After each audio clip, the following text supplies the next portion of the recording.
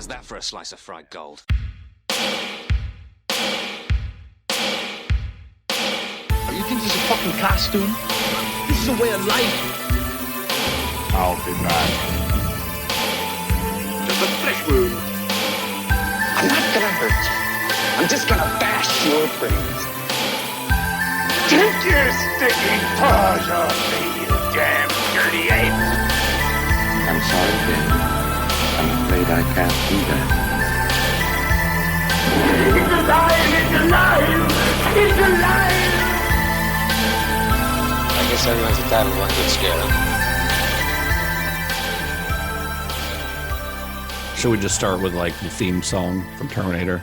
I know. Todd, I was know going to say it's in Todd everyone's usually mouth. does it. Yeah. I don't think we've ever discussed Arnold or the Terminator without Todd at some point doing that song. It's good. It gets in your head. I've been listening to it today. It's catchy. I've been listening to the Austrian Death Machine version. Oh, I don't know what that is. Is that just Arnold yelling into a microphone? It is, but it's also it's like a heavy metal. It's the heavy metal version, so it's more guitars and heavier drums, and it's badass. It's pretty cool, honestly.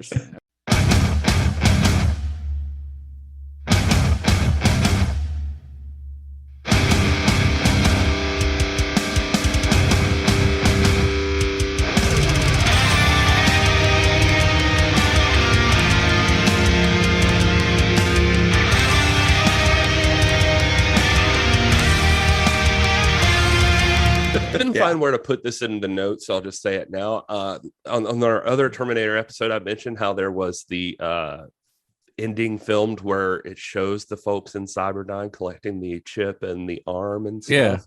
Yeah. In the commentary, Cameron brings it back up. And I don't know why I cannot find footage of this, but he says it existed, but he had to remove it because, quote, it was terribly acted, frankly. It was just, and it wasn't any of the regular players, I guess, from the movie. It would have just been like so. some that's funny. Some day players. Yeah, maybe that's why it's never been released as like a deleted scene or anything like that. Yeah. Hey man, look what I found. And this too. Oh wow, it's Bill Paxton in that scene too. It does sound like Bill Paxton. Yeah, I'm gonna start this episode so that maybe one day it ends. Well, hello and welcome to Cinema Shock, the podcast exploring the stories behind your favorite cult and genre films.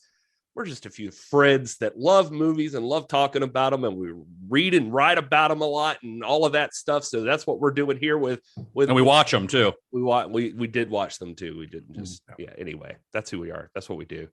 Hi, I'm one of your hosts, Gary Horne. Hey, I'm Justin Bishop.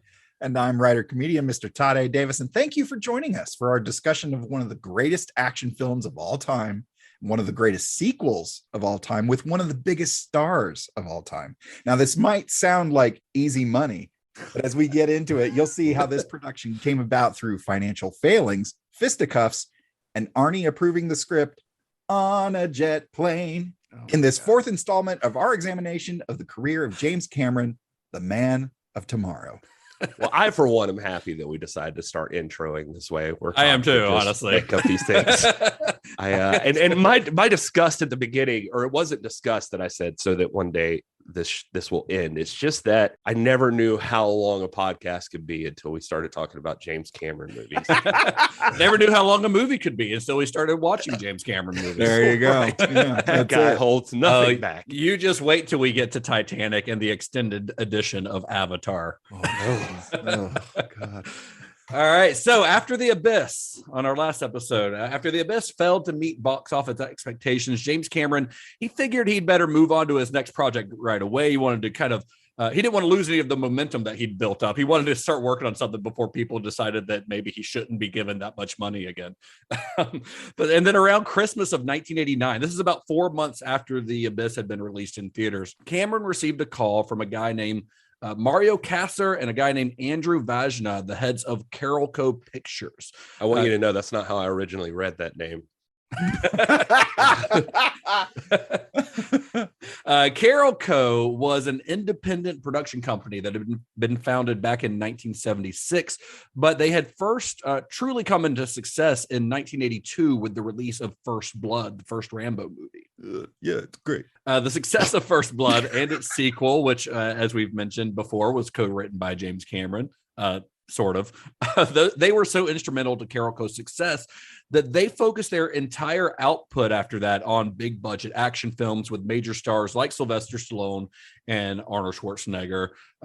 Red Heat, for instance, starring Schwarzenegger, was released in the summer of 1988, just a few weeks after Rambo 3, which they also produced. And then they would also produce Paul Verhoeven's Total Recall in 1990. Nice. So they were kind of in the Arnold Schwarzenegger business. And he was kind of friends with these guys at this point. Kasser and Vajna, they had ambitions to become big players in Hollywood, and they were spending money accordingly. They were I wouldn't say hemorrhaging money, because their movies were making a lot of money in returns, but they were spending a lot to get them made and a lot to establish these big stars in their films. And they had bought the rights to the Terminator for about $10 million. And then they asked James Cameron to write and direct a sequel. So there had been some discussion of a Terminator sequel in the past. Schwarzenegger was a lot more enthusiastic about the idea than Cameron, because Cameron thought that he'd said all that he wanted to say with the original film.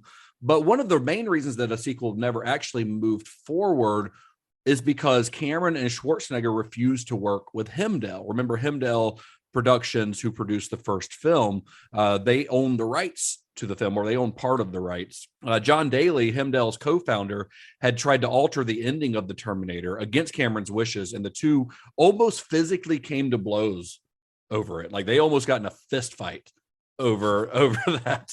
Cameron, yeah. But a sequel couldn't happen without Hemdell's approval, because 50% of the rights to the Terminator had been surrendered to Hemdell in order to get the movie made. That was part of the deal that they made on that film. The other half was owned by Gale and Hurd, who you may remember had purchased the rights to the Terminator from Cameron for $1. By 1990, Cameron, Schwarzenegger, Hurd, and Stan Winston were actually suing Hemdell for unpaid profits from that film. So it wasn't a great relationship. Nothing brings people together like a fight over money. Yeah, a lawsuit. Yeah. But what they didn't know is that Hemdell was having some financial difficulties by the early 90s. I won't get into a lot of details on it. I did look it up, but it's kind of boring. A lot of it involves HBO, like rights for movies going to HBO, a lot of video rights, like VHS releases and things like that. It's all very complicated and lawyery and boring. Regardless, they were struggling. It was actually Schwarzenegger who persuaded Kasser and Vajna to purchase the rights to the Terminator after paying Hemdell their $10 million. And they paid Hurd an additional $5 million for her half of the rights, plus incidental costs. Carolco spent about $17 million after all that to secure the rights to the film before any development had even begun. $17 million. You remember Aliens, which was a pretty big budget for its time. This was only half a decade earlier, cost $18 million. Oh, wow. All in all. And they've already spent $17 million on the Terminator or to get the rights to the Terminator before they've even got a script or even a director. James Cameron hasn't signed on at this point, so they're already $17 million in the hole. So Gary, I on our last episode on The Abyss, towards the end, you read a quote from James Cameron about his thoughts on doing a sequel to one of his own films. Would you mind reading that quote again? Yeah, it's from Conversations with the Filmmaker series. He basically was being asked about directing Blade Runner 2, which was the rumor at the time, right after Aliens. And he said, "I have nothing to do with Blade Runner 2. I wouldn't be interested. And I don't want to go around cleaning up after Ridley Scott for the rest of my life, nor will I sequelize my own films." So he sounded pretty adamant about it at the time. Well, what happened was Kasser met with Cameron, and he explained that this movie's going to go forward with or without him. They had just invested $17 million in it. They're going to find somebody to direct this movie, whether or not it's James Cameron. Well, as it turns out, Cameron was willing to go back on his word about doing a sequel to one of his own films for a price. He later said, "They offered me a lot of money. I can be bought." His price tag, at least at that time, was about $6 million. So they're like, hey, James, we're going to do this movie. We want you to write and direct it. We will pay you $6 million to do it. To which he said, "Oh yeah, okay." And this probably doesn't stand for him now, but I can guarantee you there is very little, nay, nothing I wouldn't do for $6 million. Probably. Yeah. Nice. $6 million to Cameron now is chump change. Yeah. Because he's probably worth $1 billion or close to it. It's That's, probably worth, that's body paint budget, Yeah. man. he's probably legitimately probably worth $500 million, at this point. But at the time, he was a big deal, but he wasn't that big a deal. And directors weren't getting paid the way some of them are now. So for Arnold, they needed Arnold to do this as well. And again, he was friends with these guys, but they gave him, to persuade him to do it, gifted him a $12 million Gulfstream jet to sign on. That was his signing bonus for this, a personal jet. Just for the record, according to the Google machine, 700 million estimated is now. what he's worth. Yeah. So $750 million. Yeah. There you go. It's insane. Carolco at the time had an existing distribution deal with TriStar Pictures for a set percentage of the budget, about $4 million. And TriStar wanted the film to be ready for release on Memorial Day, 1991. And the film went forward with an estimated cost of about $60 million. Of course, this is a James Cameron movie, so we know that he's not going to hit that budget or that release date. But the investors weren't too mad about it because the resulting film at the time of its release would become the third highest grossing movie of all time. We're talking, obviously, we haven't said the name of the movie yet, but we're talking, of course, about Terminator 2 Judgment Day. Same make. These were taken at the West Highland Police Station, 1984. You were there. Same model. These were taken today. You have to let me see my son. He's in great danger. New mission. Once he was programmed to destroy the future. You don't know what it's like to try to kill one of these things. Now his mission Get down. is to protect it. Come with me if you want to live. You're really real. His loyalty is to a child. Who sent you? You did. 35 years from now. And his enemy He's a Terminator like you, right? Not like me. is the deadliest machine ever built. Can it be destroyed? Unknown. This time, there are two. Terminator 2. You just can't go around killing people. Why? If you thought you had seen it all, look again. Stay down! Go! Now! We gotta stick together! Arnold Schwarzenegger. Terminator 2, Judgment Day. This time, he's back. For good. Trust me. Now, we at Cinema Shock understand that this might be your first time listening to us. Again, welcome. But also, be warned, if you, for some reason, have not seen Terminator 2 Judgment Day, we're going to talk about it at length in great detail. So, spoilers abound. You have been warned. Yes. Also, just go watch Terminator 2. It's awesome. Yeah, it's a really great movie. And if you're thinking like, I didn't see the first one, I can't watch the second one, you totally can. It's fine. Yeah, but also see the first one because it's also yeah. and then go listen to our episode on that one. I happen to like the first one a lot. So Hey, the first one's amazing. They're both outstanding films. Yeah, a lot of fun. Cameron is not one to rest on his laurels, even between developing films. And in the years between The Abyss and Terminator 2, his personal and professional life had continued to evolve. On the professional side of things, in early 1990, he'd founded his own production company, Lightstorm Entertainment. Lightstorm named after the effect of when the Terminator arrives in the first film, the lightning and everything. Oh, yeah. That's your Lightstorm. So that's where the name of Lightstorm Entertainment comes from. And Lightstorm Entertainment would go on to produce not only his own films, but other films that he was involved with, either as a writer or an executive producer. And on the personal side of things, he had found a new love in his life. So before production began on The Abyss, we talked a little bit about this in our Abyss episode. He and Gail Ann Hurd, his wife at the time, they were separating. And during that separation, he began dating Catherine Bigelow. So Bigelow is also a director. She has gone on to helm award-winning films like The Hurt Locker and Zero Dark 30. But her first film was a movie called The Loveless. It was released in 1981. It was co-directed by Monty Montgomery. Do you guys know who Monty Montgomery is? So he is a producer mostly. He doesn't really direct. But if you've ever seen Mulholland Drive, have you guys seen Mulholland Drive? Oh, yeah. David Lynch. He's the cowboy. Oh, okay. Yeah. If you've seen Mulholland Drive, then you know. I haven't seen Mulholland Drive. Oh man, you just wait till we do a David Lynch. I was about to say we're definitely going to do a David Lynch. It's on the docket. Nice. But if you've seen Mulholland Drive, you know who the cowboy is, and Monty Montgomery is the cowboy. So The Loveless was co-directed by Monty Montgomery. It featured Willem Dafoe in his first starring role. Then her second feature, which was her first directed as a solo project, was the vampire Western hybrid Near Dark, which starred several Cameron regulars, including Bill Paxton, Lance Henriksen, and Jeanette Goldstein. If you haven't seen Near Dark, I cannot recommend it highly enough. It's one of my favorite vampire movies of all time. It's really rad. Really good stuff. So while Cameron was in South Carolina shooting The Abyss, Bigelow was in New York directing her next film, which was the Jamie Lee Curtis movie Blue Steel, where Jamie Lee Curtis plays a cop. I haven't seen it in years, but I remember it being pretty good.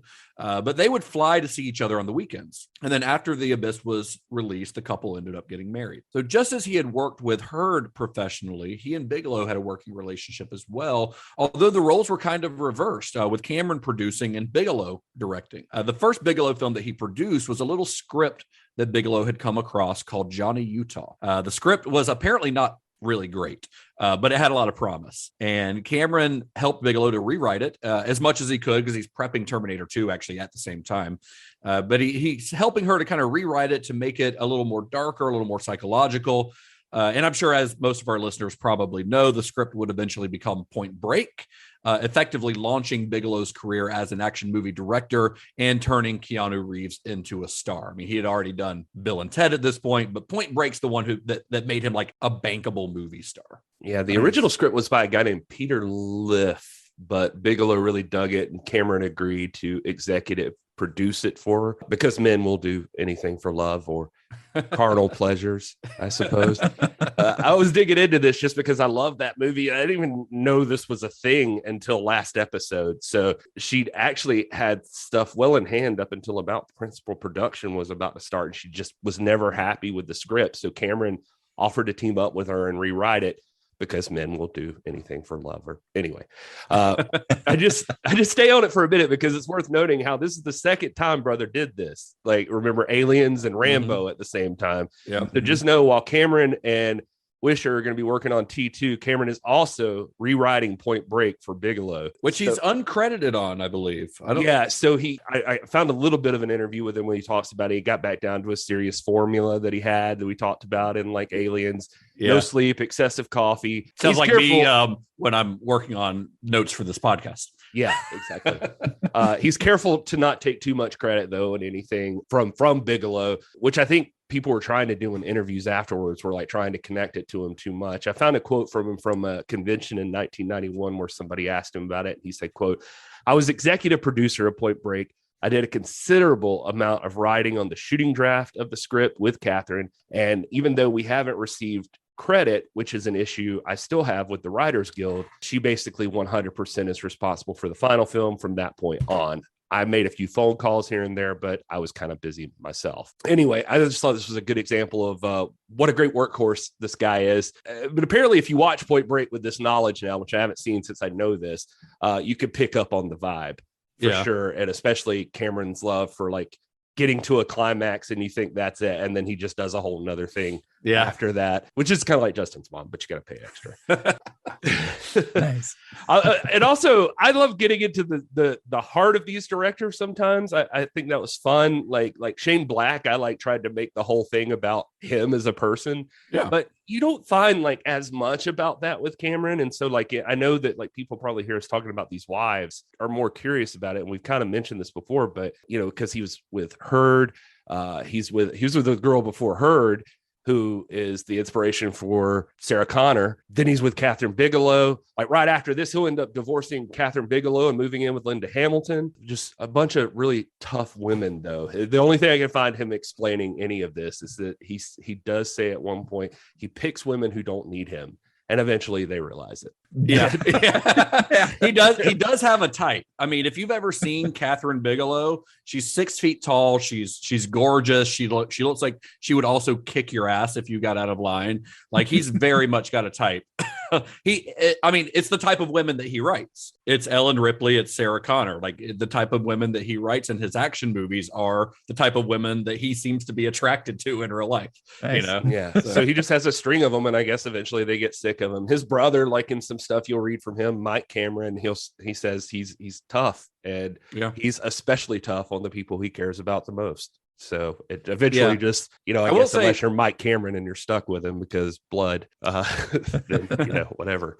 Well, Susie Amos, who's his current wife, they've been married for like over 20 years now, I think. So I think he finally has settled down a little bit. He's also, I wouldn't say he's toned himself down a little bit. He is more aware of his behavior when he was younger, like being kind of a dick on set, and he tries to be, I guess, nicer now, but he's still, I mean, I was reading interviews with him this week where he was talking about people bitching about the length of Avatar, and he's like, listen, my kids watch 7 fucking episodes of Stranger Things in a row. If you can sit down and watch like 7 or 8 episodes of a Netflix show in a row, you can watch a 3-hour movie. It's fine. He's like, sometimes people are worried about having to get up and go pee. He's like, who cares? Get up and go pee.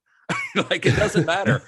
Reading through 100 interviews with him too, I found this one quote that I wasn't sure where to use it, but this is perfect timing too. He says, people ask me all the time how I become a film director or how to become a film director. And I tell them, if you have to ask somebody like me how to be a film director, you're not going to do it. Yeah.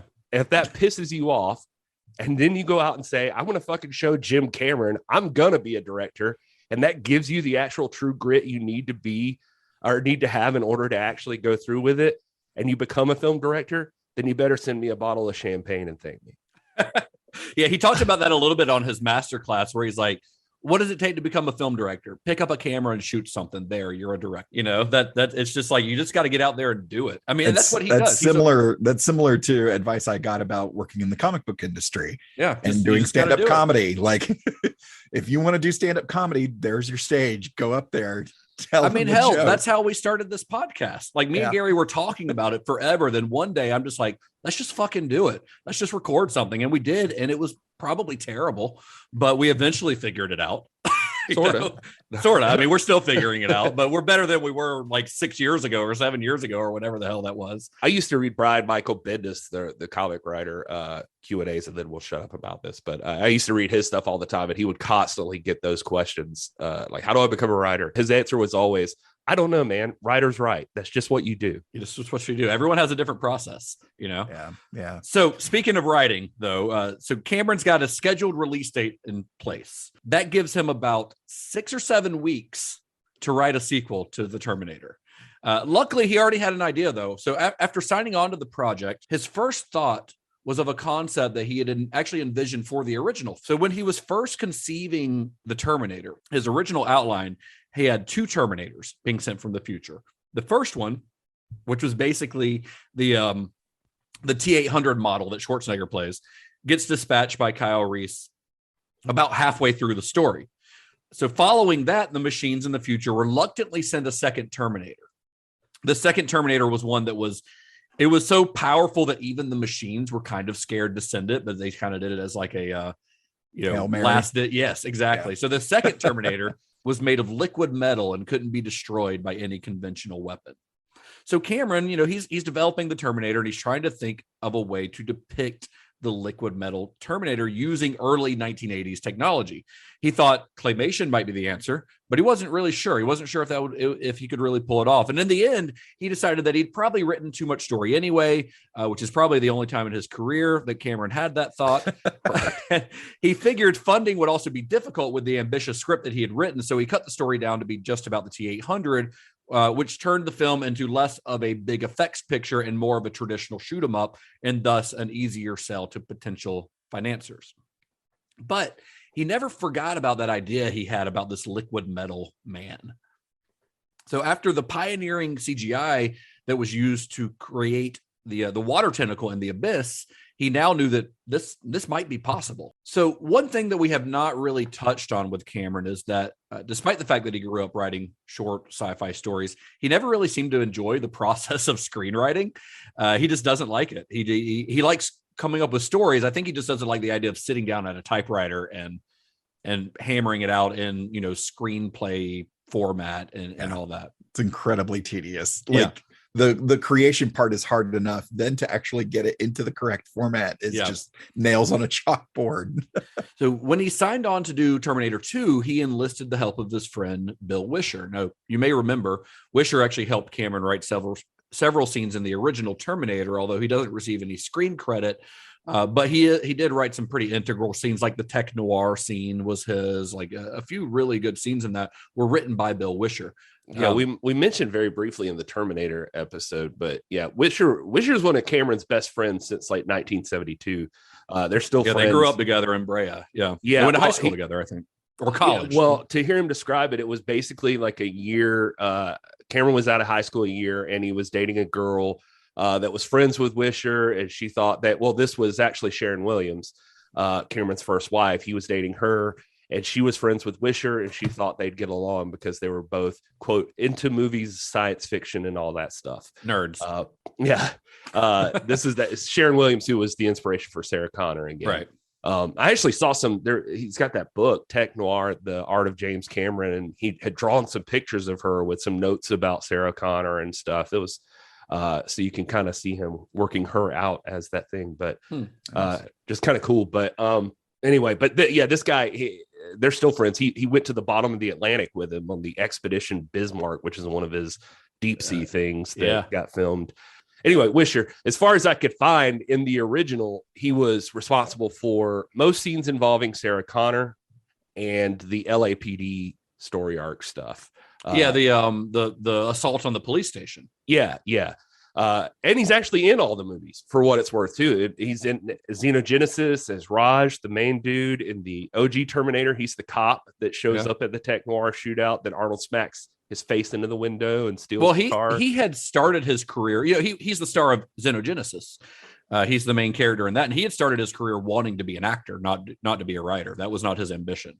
Yeah, and in T2, he's actually in there even by accident because like some dude missed his flight or something. But he's the dude in the mall taking pics of Arnold when he's getting up from being thrown through the window.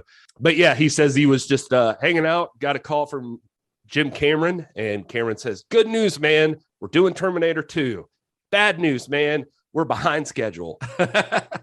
Yeah, Bill Wisher is one of those, I don't know, kind of unsung screenwriters because he has had his hand in a lot of stuff. I mean, he co-wrote the two Terminator movies. I think he got an additional dialogue, is what James Cameron said. That's the credit he gets on the Terminator, additional dialogue, not screenwriting, but he got paid for it. He also co-wrote the novelization of the Terminator. Yeah, I was going to say, we should mention Randall Frakes, who you brought up, but according to Cameron and Wisher, he was in and out of all of this too. He was the Roger Corman camera guy, wrote the novelization with Wisher. He wrote the T2 novelization. Yeah, and it was the three of them initially. I mean, they're the three who made Xenogenesis, together. Yeah.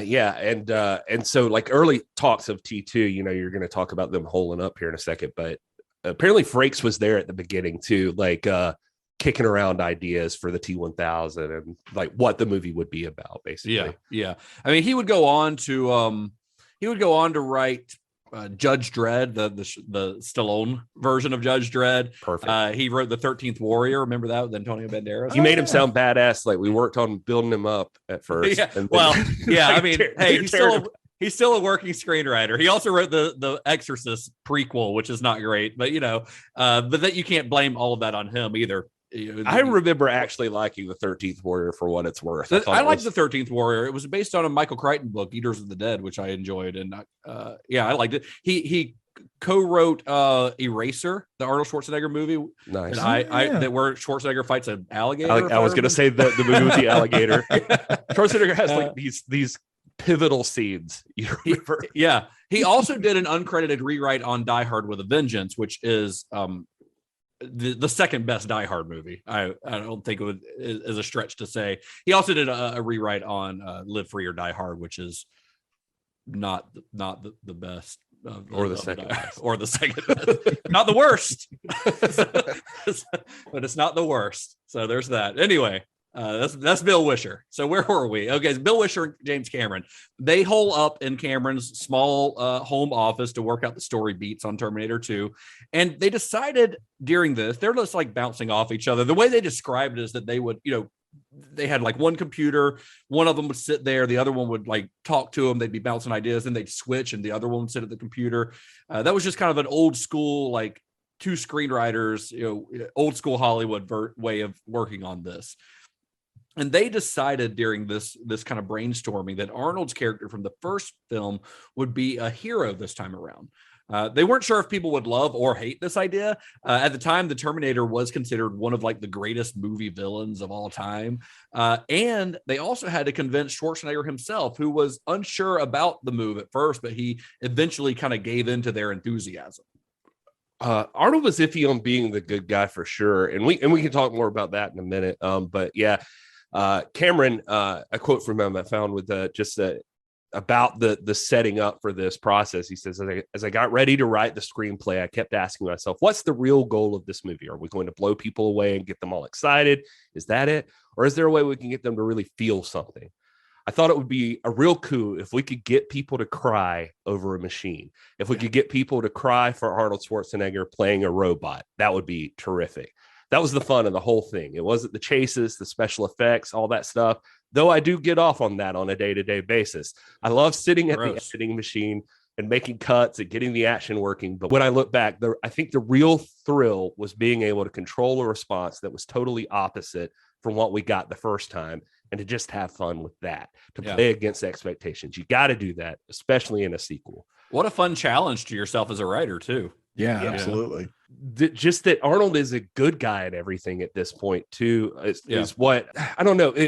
Him being a good guy was like the thing in every interview I read was like, they're like, we're going to make people love this fucking machine. Yeah. And that was like their zero give point. I mean, I don't know that Arnold played another villain until Batman and Robin, probably. Maybe, right. Yeah. I can't think of anything. Sounds about right. I can't think of any. I mean, that was only 6 years after this movie. Well, so they've established that they're going to make the T-800 their hero. So they had to move on to their villain next, the liquid metal T-1000, the second Terminator that Cameron had envisioned when working on his original outline for the first film. So the two, Wisher and Cameron, they kept throwing out ideas of what this character was capable of. What if he morphed into a knife or squeezed through prison bars? They're like, bouncing these ideas off of each other. And they were having a lot of fun. They're having a blast kind of playing off each other's creativity. And occasionally during this process, they would wonder if what they were writing was even possible to like put on film. So they would call up the folks at Industrial Light and Magic. They'd call up like Dennis Murin to ask, hey, we've got this idea where the T-1000 is going to like turn liquid and go through prison bars. Is that something you guys could do? And the answer was always yes, whether ILM knew how the hell they were actually going to pull it off or not. But at one point, why not, right? Yeah, why not? Yeah, we'll figure it out. So at one point during the development, while Cameron was hammering out the details of how his villain would work, he actually met with his friend Stan Winston. Stan Winston had done the Terminator effects in the first. Well, he had worked on everything at this point that James Cameron had done. You guys don't need to know who Stan Winston is. So the two of them meet up. They're like at Cameron's apartment hanging out. He's telling him all these ideas because he's really excited about this idea for the T-1000. And he starts explaining the concept to him. He's liquid metal. He can turn into anything. He can turn into a person, a table, a knife blade. But Winston kind of raised a concern saying, I don't know who the bad guy is. I need a character, a specific image. To Winston, what Cameron was describing sounded like a blob made of goo, not like a villain. There's no character there. And Cameron respected Winston's opinion, and he respected his track record for creating iconic characters. So he started thinking about this. And then later in the evening, Stan Winston gets a phone call from James Cameron. James Cameron had an epiphany, and Cameron called Winston to tell him he's a cop. That's what we're going to do. We're going to make him look like a cop, like an LAPD officer. According to Cameron, and he talked about some of this already, but he says, I started thinking about the film in two stages. In the first stage, the future sends back a mechanical guy, essentially what the Terminator became. Good guys send back their warrior. In the end, mechanical guys destroyed. But up there in the future, somewhere, they say, well, wait a minute, that didn't work. What else do we have? And the answer is something terrible, something even they're afraid of, something they've created and they keep locked up, hidden away in a box, something they're terrified to unleash because even they don't know what the consequences will be, they being the machines, now in charge of the future. And that thing in the box becomes a total wild card. It could go anywhere, do anything. It's a polymorphic metal robot with nothing more than kind of a blob, like what you were just talking about. He said, I saw it as this mercury blob that could form into anything. Its powers were almost unlimited. And even in the future, they couldn't control it. He's like, writing that all down just scared me. Just sitting there writing that story scared me. And he's like, when we were there with Randy Frakes talking and asking, what could this be? The big question was always, who is the bad guy? When you've already created the ultimate badass, who could be a worthy adversary for Arnold Schwarzenegger?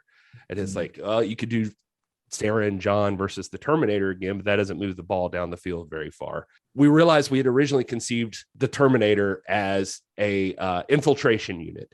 It sneaks in and moves into places completely undetected and unnoticed. Obviously, Arnold upended all of that, but this gave us a chance to go back to a normal looking person.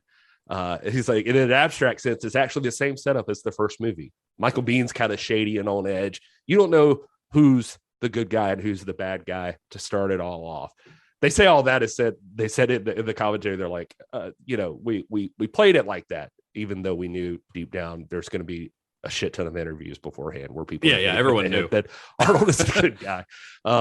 But they said it actually worked out really well too, because they landed on cop. They're like, that guy can go anywhere. He can do anything. He can ask questions without anyone wondering why he's asking questions. Yep. And right at the same time as they're filming, the Rodney King thing happened. Yeah, like at a location where they filmed across the street from the bar, right? The biker bar. Yes. Oh, geez. Yeah, he said. He says in the commentary that literally they found out that the footage on that guy who filmed it's video camera right before the Rodney King beating is him filming them shooting the Terminator. Yeah, you can see him in the background. Out of town. Yeah, oh wild. Man, it's wild. But the cop turned out to be the perfect villain. Yeah, obviously that part wasn't planned, unless there's some really nefarious shit going on behind the scenes. Right, James Cameron plotted all. Wait a minute, did James Cameron? He's responsible for the beating of Rodney King in the LA Rams. You heard it here first, folks. Oh man, he's still waiting for the right time to release the footage he shot during that. And see, you guys were worried that I was going to get us canceled. Come on. But changing the character to an LAPD officer underlined a central theme to the Terminator movies, as Cameron would note in later interviews. He said, this is a quote from Cameron: "The Terminator films are not really about the human race getting killed off by future machines. They're about us losing touch with our own humanity and becoming machines, which allows us to kill and brutalize each other. Cops think of all non-cops as less than they are: stupid, weak, and evil. They dehumanize the people they are sworn to protect and desensitize themselves in order to do their job." So I guess Cameron is team ACAB. I was literally about to say, did you just turn this into an ACAB podcast? Come on now. James Cameron did. I'm reading quotes. But yeah, it did. The timing was impeccable, James Cameron. So. Absolutely. Even if it was unintentional, it worked. It really worked. So after a few weeks, Cameron and Wisher had a 40 or 50 page treatment. They split it in half and each went to turn their half into a script. That initial draft ran about 140 pages and had a lot of scenes that would not make the final film, as early drafts often do.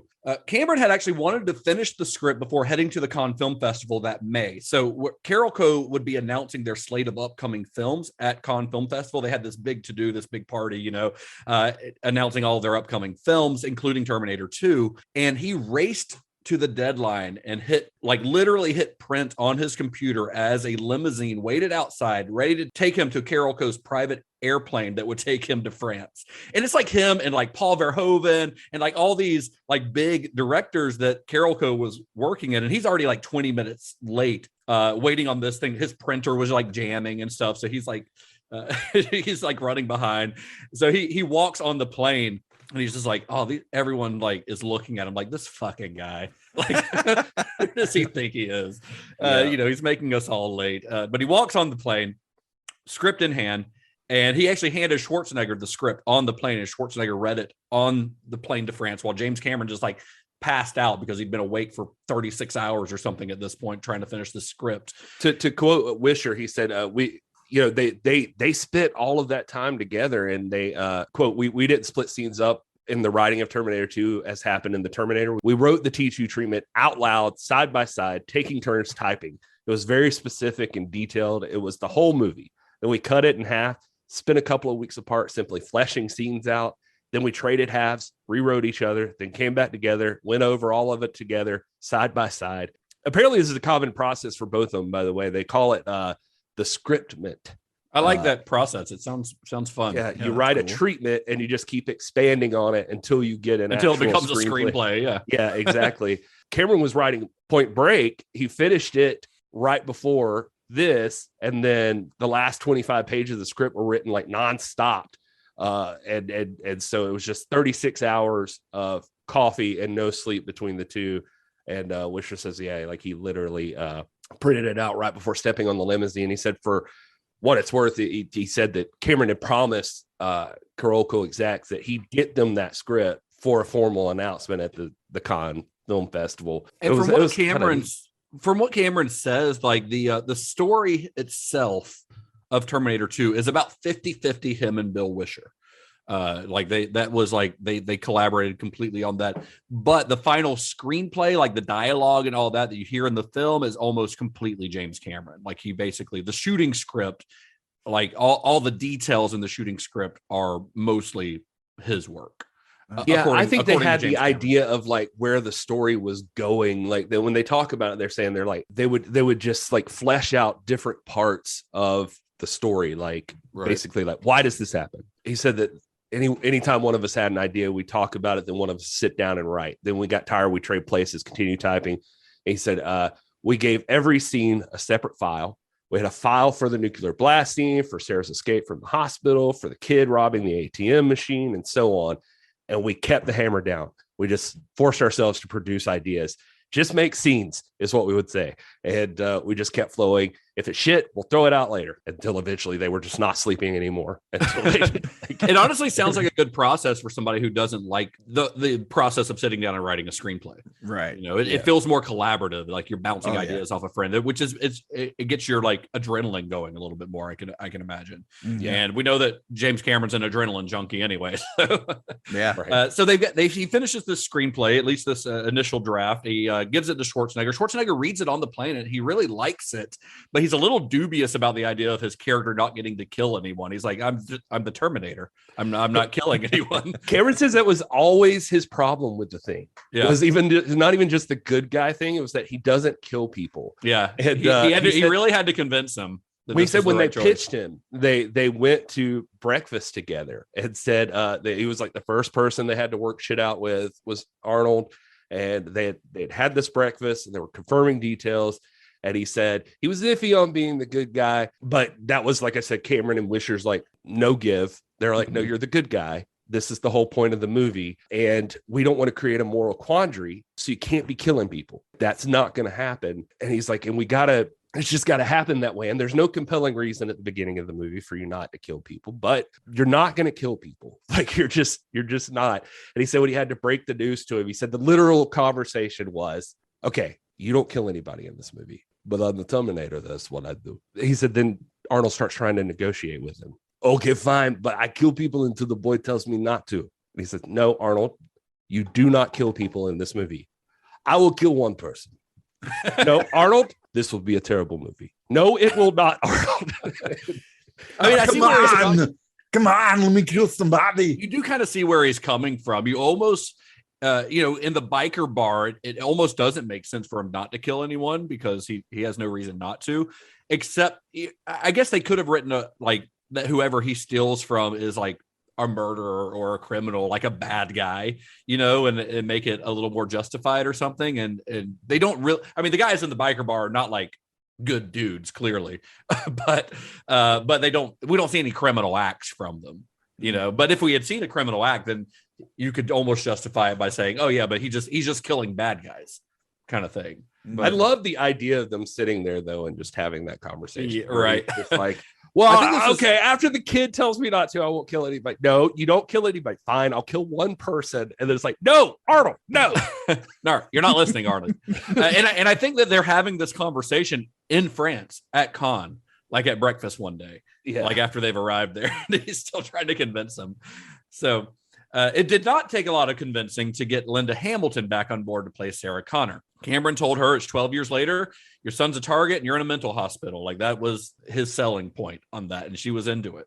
So Hamilton herself was, she identified a lot with Sarah Connor because by the time Terminator 2 came around, she was a single mother. She had struggled with mood disorders and depression throughout her entire life. She was actually diagnosed with bipolar disorder a couple of years after Terminator 2. So she was able to kind of use her own experiences when playing the character. She was kind of able to access those parts of her past in order to play this version of Sarah Connor. Her biggest challenge, though, was the character's physical transformation. Cameron hired a guy named Uzi Gal, an ex-Israeli commando. He was hired to be her personal trainer and her weapons trainer. Wasn't Uzi Gal a character in Planet Terror? I don't know. I mean, there's a couple different actual people named Uzi Gal that I could find there. If you look up the gun, the Uzi, it's named after someone, an Israeli commando named Uzi Gal, but it's not, as far as I could find, the same guy, because I think this guy would have been too young.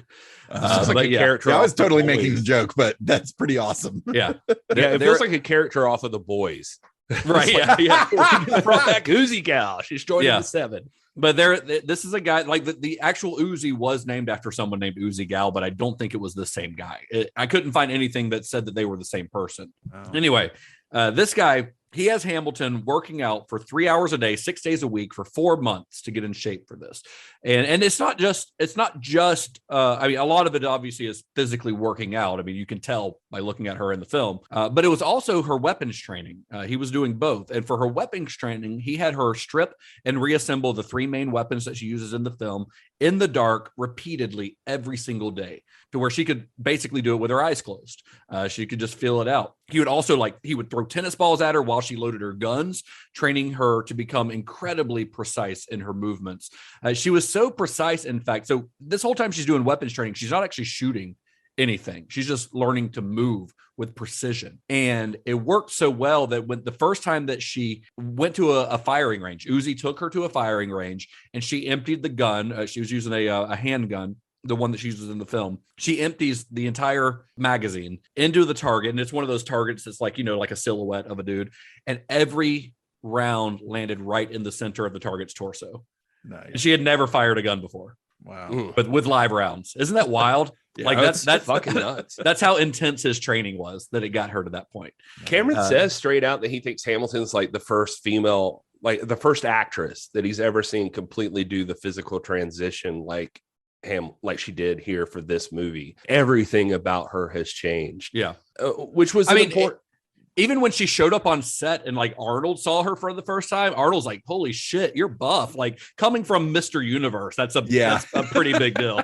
Yeah, that's quite a compliment. Yeah. And John and Sarah were like the huge parts of the movie. I mean, and then she's playing completely different character than what she was in the original movie, she has changed a lot since then. Because of the circumstances of the first movie. Right. Yeah. Like according to Wisher, he says we concluded that Sarah would have spent time with survivalists, possibly drug dealers, all manner of unsavory types to develop skills that she needed to protect John. She becomes a doomsday prepper.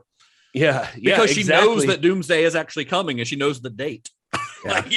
They had that's a great point, because like Cameron, when he talks about the characters being what drives him to be invested in the story, he said to him and Wisher sat down and they're like, okay. He said, quote, Sarah Connor was really interesting, especially in Terminator 2 Judgment Day, and the time difference between Terminator and T2. I had to backfill those intervening 9 years. I had to find efficient ways of dramatically evoking what happened to her. The tricky part was having it all make sense to a member of the audience who didn't remember or hadn't seen the first Terminator.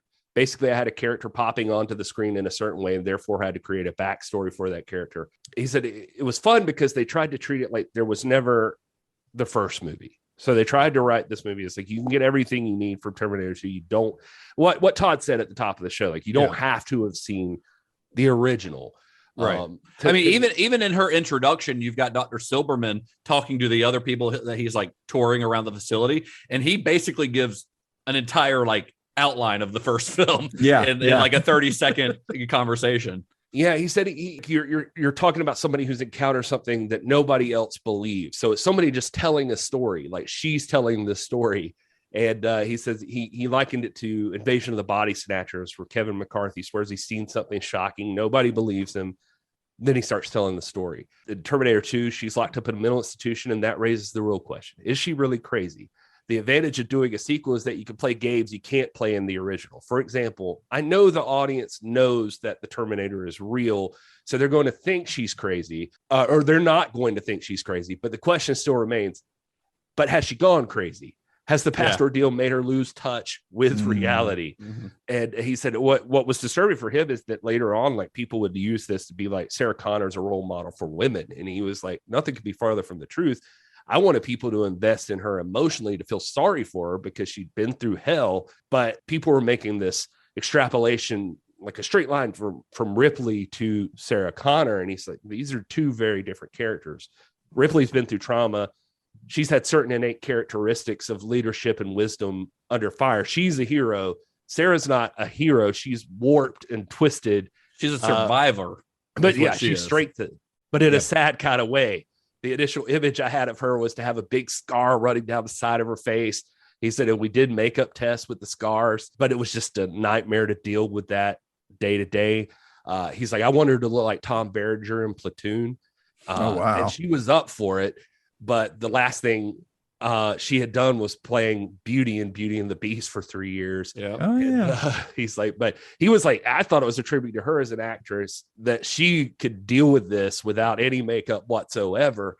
And he said he always sees people talk about the physicality of what she was doing, but he says he doesn't think people know how to deal with like how dark and desolate and resourceful she was with the character. She got so many, he complains like later interviews, just how many stupid interviews that she got set up for, just asking her about like, what was your workout regimen and what was this and this? And he's like, man, you're missing like how great and fucked up she is in this movie. Yeah. And he said that was like her only request. Like when he went to go talk to her, or when he called her to like bring her on the movie, he told her the details and she was like, okay, but I want to be real crazy. Like, I don't want to play it safe. Like, I want to be a nut job. And she does. We probably also should not skip over the fact, while we're talking about Linda Hamilton, that Hamilton and Cameron had an affair during the filming of Terminator 2, which neither publicly acknowledged for years because Cameron was still married to Catherine Bigelow at the time. But as Gary mentioned earlier, they would, not long after the release of Terminator 2, or around the time of the release of Terminator 2, they moved in together. I don't think they ever got married, but they moved in together for a while, and they had a pretty long relationship. So as long as we're talking about, James Cameron's other relationships, we can't skip that one over. Yeah. For whatever he says, James Cameron appreciated the physicality of her performance, if you know what I'm saying. Yeah. And I think that you do, to quote Joe Bob. So with his returning stars on board, it was time to find actors to play his two new major characters. The teenage John, well, I put teenage in my notes, although I think he's supposed to be 10 years old in the movie, which he does not come across as a 10-year-old, and the T-1000. So John Connor was going to be the toughest one to cast. This character had to convincingly look like the son of Linda Hamilton and Michael Biehn. He had to talk and act like a kid, and he had to show enough character for the audience to believe that he would grow up to be the leader of the human resistance. But he also had to come across as vulnerable enough to need the T-800's protection. That's a lot to ask of a 10-year-old. Yeah. So enter Molly Flynn. Molly Flynn has become like a legendary casting director, although she did not start casting movies until she was in her 50s, I believe. She was I think she was a theater teacher at a college somewhere before this. Yeah. So she's Cameron's casting director and would be for many, many years, starting with this film. But she did a nationwide search to try to find an actor to play John Connor, looking at hundreds of professional child actors. And no one was jumping out. And a lot of them had the same issue that like the kids that Cameron was looking at to play Newt and Aliens had, which that they all just acted like they were in cereal commercials. Like they would just smile all the time, and you can't have that when you've got this kid who's got a traumatic past and is running for his life for literally the entire movie is he's running for his life. So Molly Flynn goes out into the field. None of these like professional actors seemed to be working. And she started watching kids play at the Boys and Girls Club of Pasadena when a young 12-year-old kid named Edward Furlong caught her eye. There was just something about him that jumped out at her as being right for John Connor. And Furlong had some stuff in common with John Connor. He had never met his dad. He did not live with his mom. He was streetwise yet vulnerable. When Finn approached him, the kid snarled at her. He actually said, like, "What do you want, frog lips?" Something like that to her. Like, yeah. He thought he was getting in trouble for something because this adult that he doesn't know is coming up to him, but he dropped his guard when she asked if he'd like to audition for a movie. So he did. He auditions. The audition did not go great because he has never acted in his life. He was awkward, and he was intimidated by Hamilton because he read for the role with Hamilton.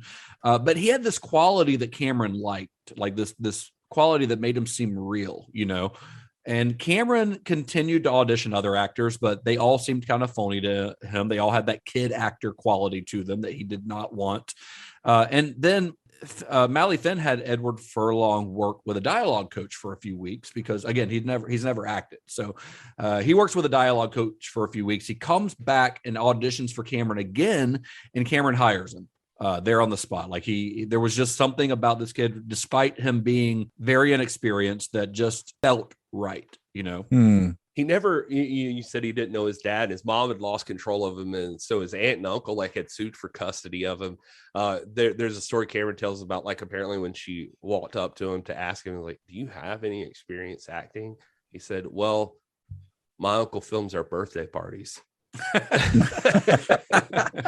And I like the story, but John Connor was crucial for Cameron, for the whole story. It was actually what propelled Cameron and Wisher when they were writing the whole thing, going back to the moral quandary stuff before and the direction they decided to go on this one. Cameron says that one thing that always got him is when he'd speak to people about the Terminator. He said from his experience, they'd always remember it fondly and talk about how cool Arnold was, spraying bullets everywhere. And well, as we know, that's not the point of the movie, but but it's probably a mix of everybody remembering that movie, but also everything else Arnold had, like Commando doing. and Right. But Cameron points out that there was this blurring of the distinction that this dude was the bad guy in that movie. I read a really cool series of interviews with Sid Field in The Art of Visual Storytelling, and Cameron says, this made me very nervous. I knew that the bad guy being the hero would get me into some pretty dangerous territory, morally and ethically. I absolutely refused to do another film where Arnold Schwarzenegger kicks in the door and shoots everybody in sight and walks away. I thought there must be a way to deflect this image of the bad guy as a hero and use what's great about the character. I didn't know what to do, but I thought the only way to deal with it would be to address the moral issues head on. And then we found out the key was this kid, because it's never really explained why John Connor has a strong moral fiber. He says, for me, John was pushed by the situation he sees when the Terminator almost shoots the guy in the parking lot. I think everybody invents their own moral code for themselves. And usually this happens in your teens based on what you've been taught, what you've seen in the world, what you've read, your own inherent makeup. So I started asking myself, what is it that makes us human? Part of what makes us human is our moral code. But what is it that distinguishes us from this hypothetical machine that looks and acts like a human, but is not? He said that John Connor has got to be the key to that intuitively knows what's right, even if he can't articulate it. John says, you can't go around killing people. And the Terminator says, why not? And the kid's, he can't answer it. He just can't. He kind of gets into an ethical, philosophical question that could go on and on, but all he can say is, you just can't. Yeah. Like you said, he said, I thought the best way to deal with this was to not be coy about it and hope it slides by, but to tackle it head on and make the story about why you can't kill people. He says, so now we've got this character associated with being the quintessential killing machine. That's his purpose, devoid of emotion, remorse, any kind of human social code. He suddenly finds himself in the weirdest dilemma of his career. He can't kill anybody. He doesn't know why. He's got to figure it out. He's got to, because now he's kind of half human and he's dealing with a human that he's sworn to protect. And he figures it out at the end. The Tin Man gets a heart. He was like, once I clicked into that, I knew what the whole movie was. It was like that was it. And so I don't know. I just like that part of it with him talking about that with John Connor. So it was very crucial to him that whatever this kid did, that he be able to take the audience along that Arnold is, like Arnold's going to have to learn this because the kid is very certain that this is the moral way to be. So for his villain, the T-1000, Cameron wanted a lean, agile actor, someone who would be a good contrast to Arnold. He said that if the T-800 was a kind of human Panzer tank, then the T-1000 had to be a Porsche, sleek, fast. Oddly enough, one person that Cameron was considering for the role early on was Billy Idol. And he even had concept art worked up that showed Idol in the T-1000's cop uniform. But then Idol broke his leg in a motorcycle accident. He was not able to do the film, so that was out the window. Ultimately, the part went to a little-known actor by the name of Robert Patrick. So for what it's worth, he said they did toss around for a little while to Arnold's. I think it would be too difficult, maybe. I think that's why special they effects were like, standpoint. That's why they kind of threw that out pretty quickly. I think that's what Wisher said, was like they were just kind of like, nah, that's too much. Yeah, but plus it doesn't give you that contrast. Like this is an upgrade. This new character, he's got to be sleek and a different version of this. So they give it to Robert Patrick. Before Terminator 2, Robert Patrick had appeared in a few small villain roles in various Roger Corman productions. His biggest role had been as a terrorist in Die Hard 2. He's one of like the lackeys, in Die Hard 2. But T2 would effectively launch his career, where he's mostly played villainous characters. Although he had, you guys probably know, a pretty several year-long run on the X-Files as the replacement for David Duchovny's character on the show. But the role of the T-1000 was so iconic that he actually played it in 2 additional non-Terminator movies. So pop quiz for you guys. Do you know which movies those are? Wayne's World 2 and Wayne's World 1. Oh, it was the first one? It's the first 2. One. Is it 2? No, because he's going to get Tia Carrera. Have you seen this boy? Wait, is it? Wait, maybe it is one. It's the first. It's the first one. It is the first one. Sorry. Yeah. Okay. And Wayne's World 2. No, I'm just kidding. Both Wayne's World movies. I'm drawing a blank on the second. Last Action Hero. Oh, nice. Yeah, he's in Last Action Hero as well. So, which obviously is a fun little nod because of what Last Action Hero is. Yeah. Well, here's another fun fact for you: where the T-1000 first appears in the movie, it's under the same bridge that we'll see Jamie Lee Curtis meet Bill Paxton in True Lies. Ah, really? They just filmed the scene in the same spot. Nice. And here's another fact: Mally Finn can go and watch kids play at the Boys and Girls Clubs of Pasadena, but when I do it, I'm asked to leave, no matter what city I do it in. Well, that's because you're in a database. Oh, no, that's true. So Robert Patrick went through a very different type of training for his role than Linda Hamilton did. His training focused on flexibility that would make his movements appear more fluid on camera, and he practiced sprinting, breathing only through his nose so that he would appear more robotic while running.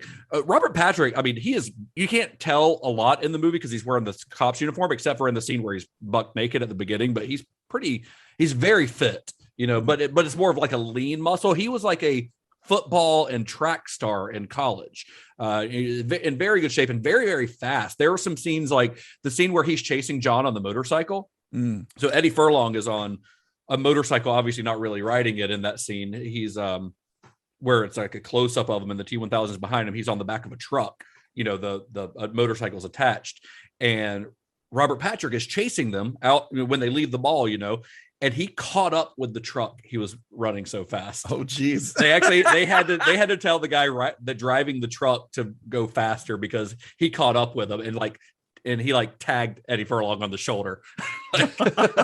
That's got to be creepy. I don't even care if you're acting. Yeah. That's got to be kind of weird. You're people over the years have been like, are they like speeding up the film to make you look like you're running faster? And they're not. Like, he's really running that fast. Robert Patrick is that fast in the movie. It's pretty wild. I did want to bring up, that Cameron credits Robert Patrick a lot on helping to build the T-1000. He said he put in a lot of time. He said they went into like an extensive audition process where they were like literally building the T-1000, literally building it. Like literally, exists, and wow. it's coming for you. No, but he said the first thing that stood out was how interesting he looked. But Patrick, when they went through this process, they were actually like creating different reasons, and Patrick had a lot of influence on that. Like, yeah, obviously the eerie smoothness of his motions. My favorite was that that they developed this, like, he'll physically touch things. Yeah, like scan them, like you scan them. Because and if you know that he's doing that, you can see him do it throughout the movie. Yeah, they said that they obviously never discussed it, but the T-1000 would want to feel things because he'd have the ability to sense the molecular structure of the objects, and then he could replicate them later. Yeah. And the T-1000 is great, by the way. They loved the idea of the little guy who could beat the shit out of Arnold too. And how creepy it'd be to have him be experimental even for Skynet. And he mimics personalities and he's unkillable. But Cameron's scientific brain did make them, like, that was like, you know, we've gone through this every movie, but he's got limits because science. He said, quote, there had to be limits about his shape changing. Could he turn into a Coca-Cola machine? No, because he can't change mass. It certainly can't change its weight. Weight and mass are two physical constraints. It can become things, but it couldn't turn into a small dog because he's too big. There was too much mass, too much material. It can mimic weapons, but it can't mimic a weapon that could actually fire. A gun has moving parts. There's gunpowder inside a brass shell. So he can't make himself into that. So he said, okay, it can't make itself into a gun, but it could certainly make itself into a knife or something flat like linoleum. Knowing it could be a knife, we knew we had to show that once or twice because that's going to be cool. But we figured we could fit that into several different situations. He said, but then we would try to, like, stick to realism. We'd be writing a sequence, for example, like Sarah's escape from Pescadero, in which the T-1000 steps through the bars. But if he steps through them, it would be nice to let everybody know he's really stepping through them. So we get the gun caught in the bars. He has to reach down and adjust it to get through. Yeah, I love that great attention to detail. Yeah, that's such a great moment. It's a great moment. It really is. It still holds up so well. Yeah. Robert Patrick's a Georgia boy. He's from Marietta, Georgia. Did you know that? Hey. Yeah. I mean, he moved around a lot before landing in Los Angeles. Also, another little fun fact about Robert Patrick: his younger brother Richard Patrick was the touring guitarist for Nine Inch Nails for a little while. Then he left Nine Inch Nails to form his own band, which is Filter. Like, hey man, nice shot, Filter. I did not know that. Yeah, that's Robert Patrick's little brother. How about that? So anyway, the rest of the cast of Terminator 2 included Earl Bowen reprising his role of Dr. Silberman from the first film. We have Cameron regular Jeanette Goldstein as John's foster mother, Janelle, decidedly less buff than she was in Alien. I guess her bodybuilding left Hispanic. Less Hispanic, but much more white this time around. And Xander Berkeley, who I love Xander Berkeley. I love seeing him pop up in things, but he plays the foster father, Todd. Michael Biehn reprised his role of Kyle Reese in a dream sequence that was cut from the theatrical version of the film, but was later restored in the special edition. I'm sure we'll talk about that here in a bit. The only other significant role in the film is the role of Miles Dyson, who played Joe Morton. Or played by Joe Morton, excuse me. Joe Morton is a great character actor. I really love anytime I see him pop up, even if it's in like a shitty DC superhero movie. But his first major role came in 1970 as the lead character in John Sayles' The Brother from Another Planet. But I love Joe Morton. I think it's because of this movie. It 100% is this movie. Every time I see him, no matter what Miles other Dyson. thing I see him, I think of Miles Dyson. And I think of when he's like blowing up the building at the end. His death scene in this is one of the greatest death scenes in movies, in my opinion. Because awesome. He's like, the way he's like hyperventilating, and then his breath slowly slows down until it stops, and then boom. What a great death scene. If you're gonna have a death scene in a movie, that's how to fucking do it. Honestly, that's great. No, I always think of that every single time I see him in anything. I love also Dr. Silverman. Cameron just seems like he's having a good time with that guy with Earl Bowen. He the commentary calls him frustratingly smarmy. But he acts like he's just so fun for him. So while we're on the subject of the cast, Todd, Any Star Trek alums this time around? Yes, absolutely. Now, we've already covered Jeanette Goldstein and Earl Bowen's contributions to the Star Trek franchise. So instead, I'll begin with Mr. Joel Kramer, who plays a uncredited male nurse. He is actually the stunt coordinator in the LA unit for Star Trek Discovery on the pilot episode, The Vulcan Hello, and that was back in 2017. Then we got Denny Pierce, who's credited as burly attendant. There's a lot of burly people in this movie. Burly attendant. Yeah. Is he the white or the black attendant? I don't know. It doesn't say. That would have helped. I mean, do you have a picture? I don't. But he was actually a stunt actor on the Enterprise D. He's uncredited Enterprise D crewman on Star Trek Generations in 1994. And then he also did some stunt work for Star Trek Into Darkness. That's the J.J. Abrams Kelvin timeline. That was in 2013. And we got Terrence Evans, the tanker truck driver. He's got a couple of episodes of Star Trek Deep Space Another Nine. stunt performer, I assume. No, this one's actually got some because he just credit. basically gets like thrown out of a truck in this movie. Yeah. But he was in season 1, episode 14, Progress from 1993 as a character named Baltram, and season 2, episode 5, Cardassians, named, and he played a character named Proka. And then he was also in an episode of Star Trek Voyager. The episode was called Nemesis, and it was in 1997. Played Ambassador Treen. And then we've got Abdul Salam El Razik. I think I'm pronouncing that correctly. He plays Gibbons, the guard that they find duct taped to the toilet there at Cyberdyne. He was actually in Star Trek Next Generation season 1, episode 14, 11001001 from 1988 as a bass player. I think that was probably a holodeck scene that he I would hope so. Yeah. Otherwise, I like to think this is the wild, weird feature that really sets us apart. Yeah. It's like, what the fuck? Trust me, there's plenty more. Hang on. We got Mr. Jim Palmer as Jock number 1. I believe he is the one who calls Edward Furlong a dipshit. calling moi a dipshit. Exactly. He actually did some stunt work in J.J. Abrams' Star Trek in 2009. And then we've got Castulo Guerrera, who plays Enrique. He did an episode of Next Gen, season 3, episode 8, The Price from 1989. He played a character named Seth Mendoza. And then we've got Mr. Edward Furlong. What? Who, yeah. Now it's not official canon, but he was in 2 episodes of Star Trek Renegades as a character known as Fixer. What's Star Trek Renegades?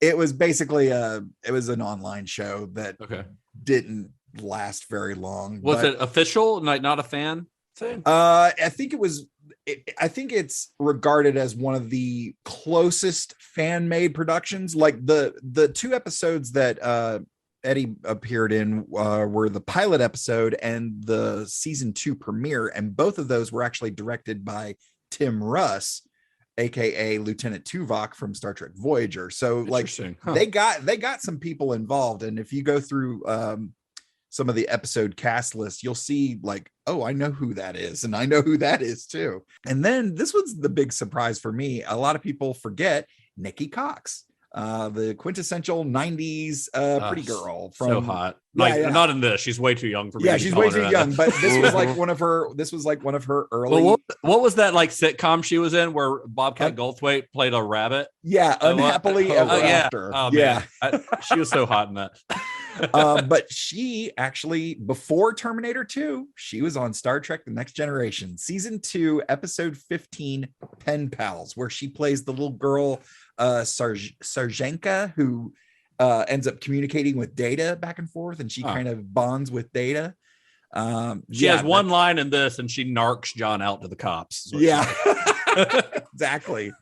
And that's everybody on Star Trek. No Dean Norris. I'm surprised Dean Norris never appeared in Dean Norris, Hank from Breaking Bad. He's the SWAT well, team guy. I've got some additional casting nuggets because I went through everybody. Yeah, Dean Norris, who also is in Total Recall. He's one of the mutants, but I don't think you could even see his face in this. But I still knew it was him immediately. Yeah, like he should have been. What was it? Starship Troopers too. Starship Troopers. Yep. Yeah. Total Recall. Yeah. For things. Yeah. He's around.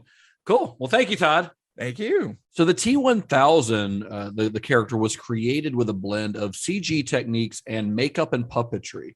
Dennis Muren, we mentioned him earlier. He had supervised ILM's groundbreaking work on The Abyss. He was back to supervise the CGI on Terminator 2. So working from photos of Robert Patrick, and ILM built 3D models of the actor in their computers. They would scan his face and everything. They would duplicate his movements. Even like he had a slight limp from an old football injury, and they actually incorporated that into their computer, I guess their files on him. Wow. Like, so when you see the T-1000 move in completely CGI form, he does have a slight limp, which is pretty fun. For the scenes where the T-1000 changes from one form to another, ILM used a technology called morphing that they had developed in Ron Howard's Willow a few years earlier. So it was used in Willow. There's a character, if I remember correctly, that changes to like a goat and like other characters in Willow. You guys might remember that. And it didn't really take off after that because Willow did not do very well at the box office. But shit, after Terminator 2, you saw morphing everywhere. It was in like the Michael Jackson Black or White video. It's in like The Mask, I think is probably the biggest, the Jim Carrey movie, The Mask. Oh yeah. Probably one of the biggest examples, but you saw it everywhere, like commercials, movies, everything. After this, everyone was morphing things. Morbid time. Oh, morphing. Yeah. Yeah. Had to get the Morbius joke in. Got to get a Morbius joke in there. That's going to be that's what you call an evergreen joke. Yeah, that's an evergreen joke. People will always appreciate. That's going to be really funny a year from now. So some of the poses that they tried to put the digital T-1000 in were too difficult for ILM's computers. So they actually had to bring in scientists to help them with the math that was required to pull the effects off.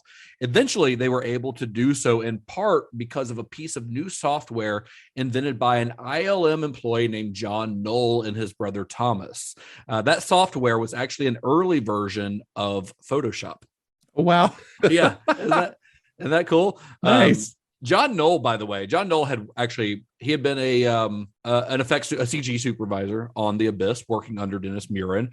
He's gone on to become one of the industry's most sought after visual effects guys. He's worked on everything from the Star Wars prequels and the Star Wars special editions that came out like in the mid 90s, to Pirates of the Caribbean, to the Harry Potter movies, to the Mission Impossible movies, and Todd, Star Trek. Ooh. Early in his career, he was a motion control camera operator on The Next Generation and on Star Trek 4. And then he later worked as the visual effects supervisor on Star Trek Generations and First Contact. Very cool. Nice. Isn't that fun? Yeah.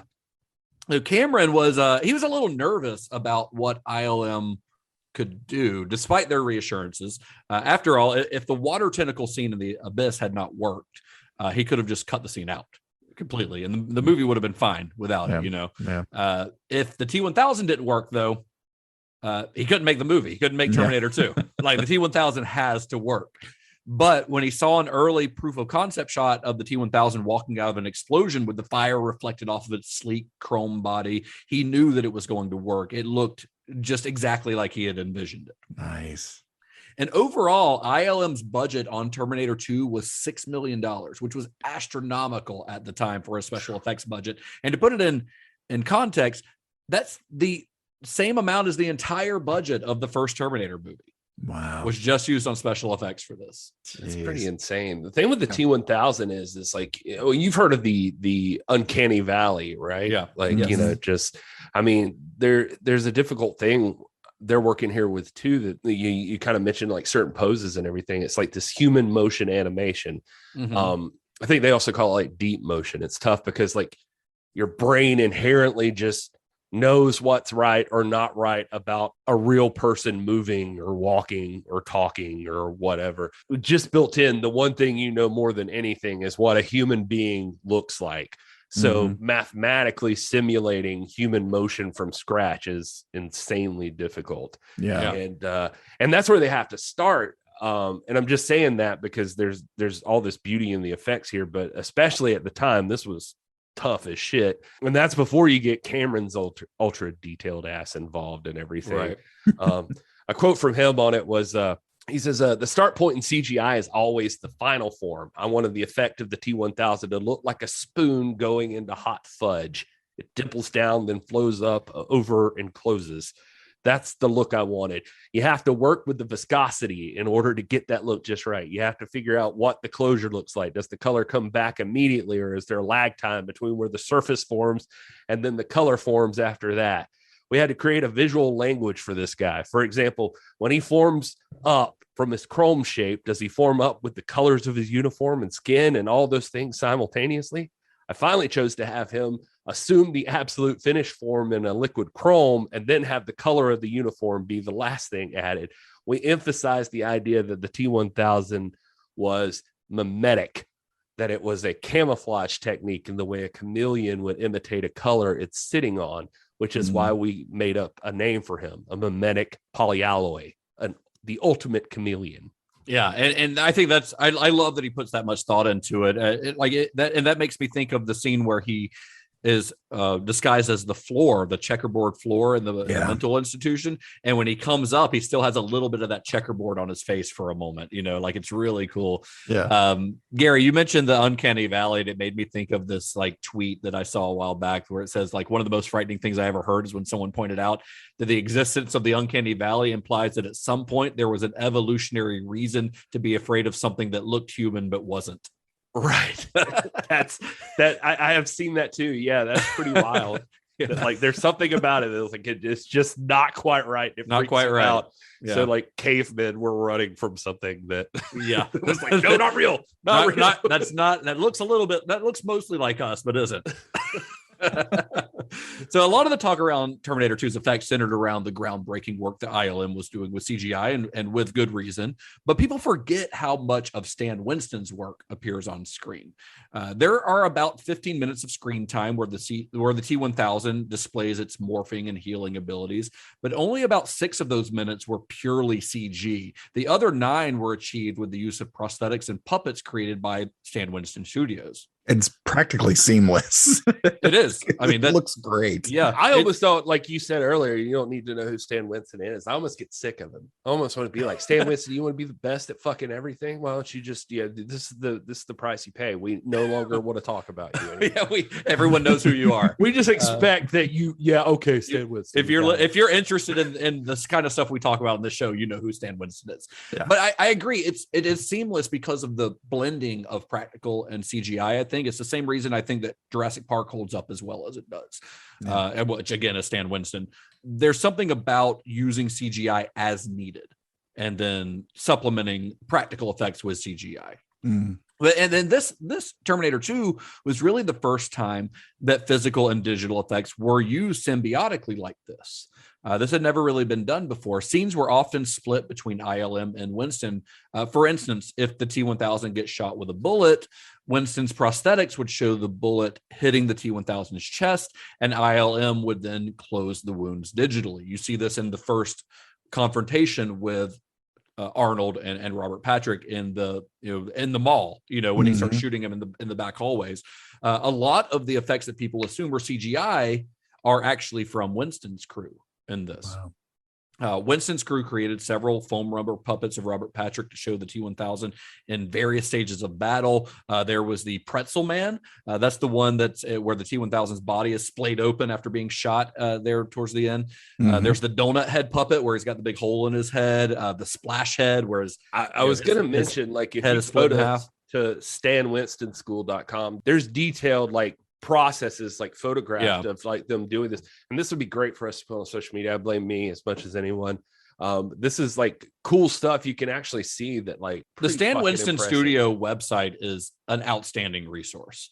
It is they document everything, and it's really great. It's a really great website. The Splash Head blows my mind because I had no idea. I just thought there's no way, but that's a puppet. Made that shit. Yeah, that's a puppet. And plus all of the like the finger knife on the security guard, Jeanette Goldstein's knife or sword arm killing the foster father. That was a prosthetic. That's all practical. Xander Berkeley actually said he had to practice like sword swallowing techniques for a couple of weeks because they had to put that sword in his mouth far enough back to where it looked real.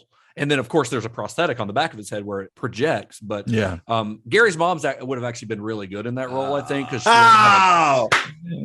There it is. This is a fun battle we have every week. The score is tied up, gentlemen, 1-1. It really helps when you don't have a gag reflex, though. Yeah.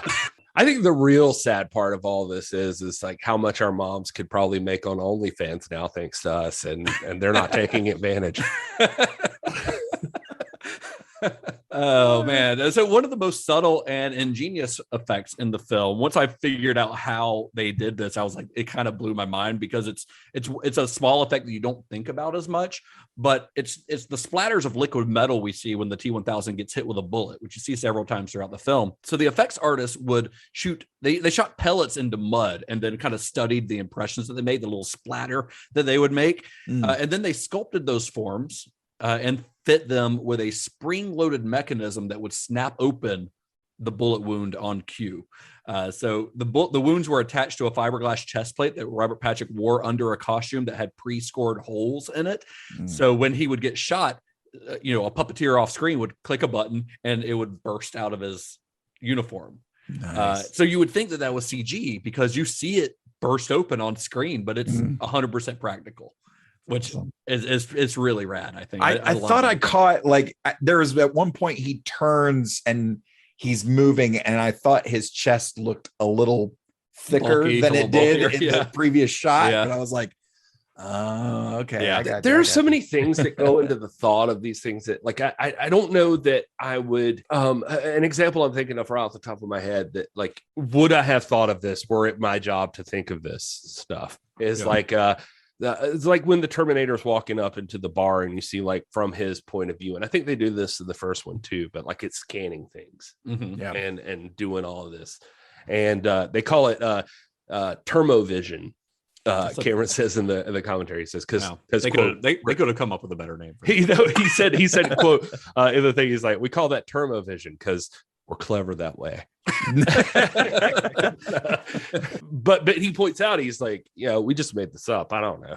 This is just a way for you to see what the Terminator sees, which is really not how the Terminator will see, because the Terminator is a fucking computer, and there's no reason for the Terminator to have there's no reason for there to be words on the screen. Right. It's like purely the computer for the does audience. Not process information this way. It's just, but somehow it translates to you that you're like, oh, I'm seeing the Terminator's vision. Right. Yeah. Yeah. But I don't know. And that's the kind of stuff that I'm talking about. Is would I think of that? I don't know. It's weird. It's you just accept it, but it's kind of, it's intriguing to me. Yeah. I actually thought about that watching it this time, or maybe it was while I was watching the first Terminator. I was like, a computer wouldn't really need to have visual cues like that, but it does.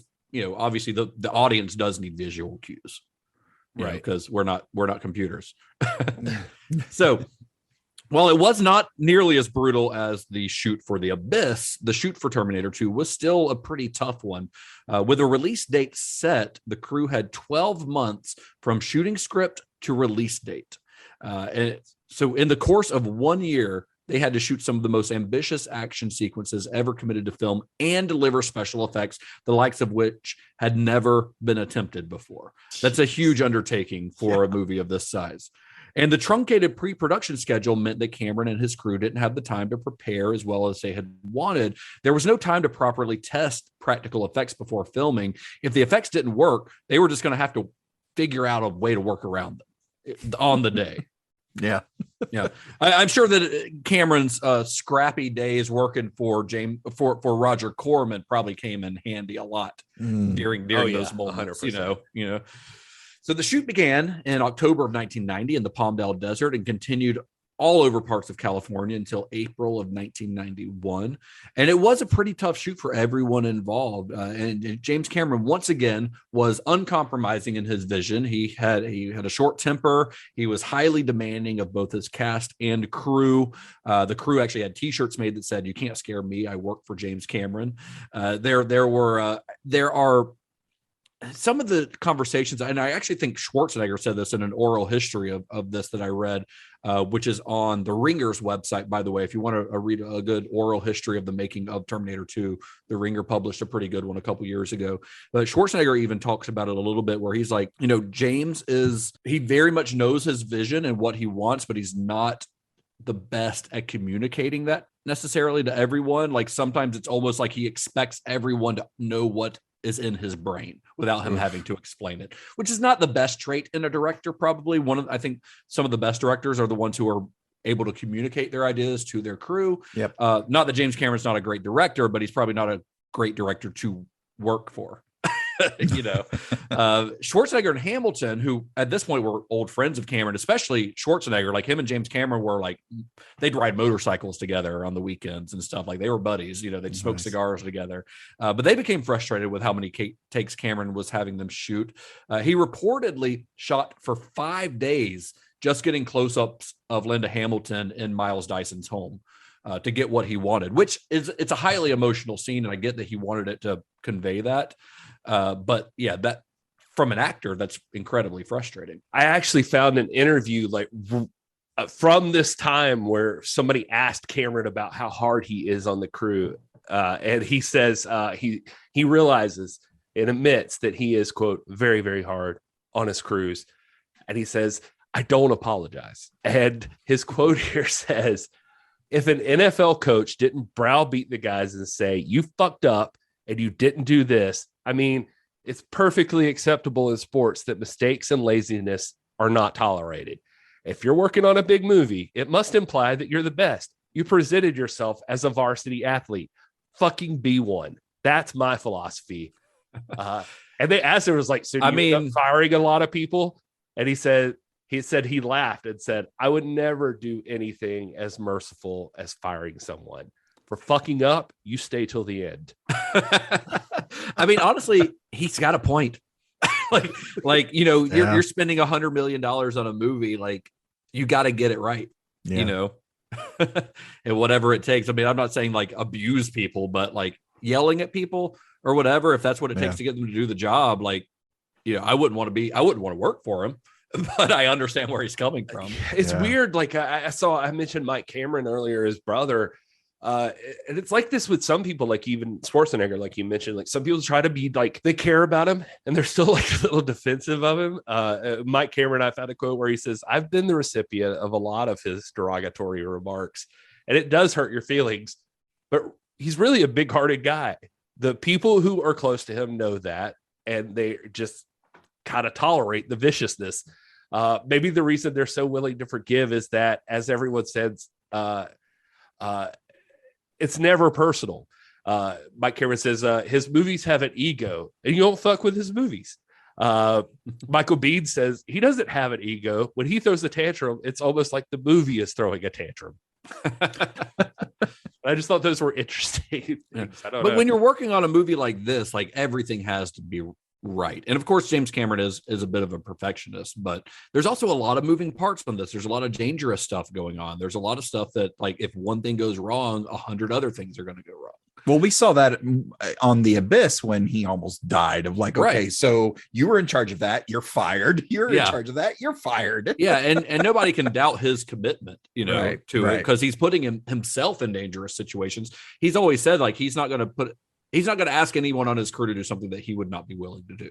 Speaking of which, though, one of the more dangerous action sequences on the film, which is the chase scene from the film's first act, where the T-1000, it starts at the mall, and then the T-1000 chases John on his little dirt bike through the San Fernando Valley, flood channels, the LA River. In this scene, the T-1000 is in a big tractor trailer. Schwarzenegger and Furlong are on this little, it starts off with, I guess, John on his little motorbike. Then Schwarzenegger comes around and puts him on the motorcycle. Yeah. So this was obviously a very, very dangerous thing to shoot.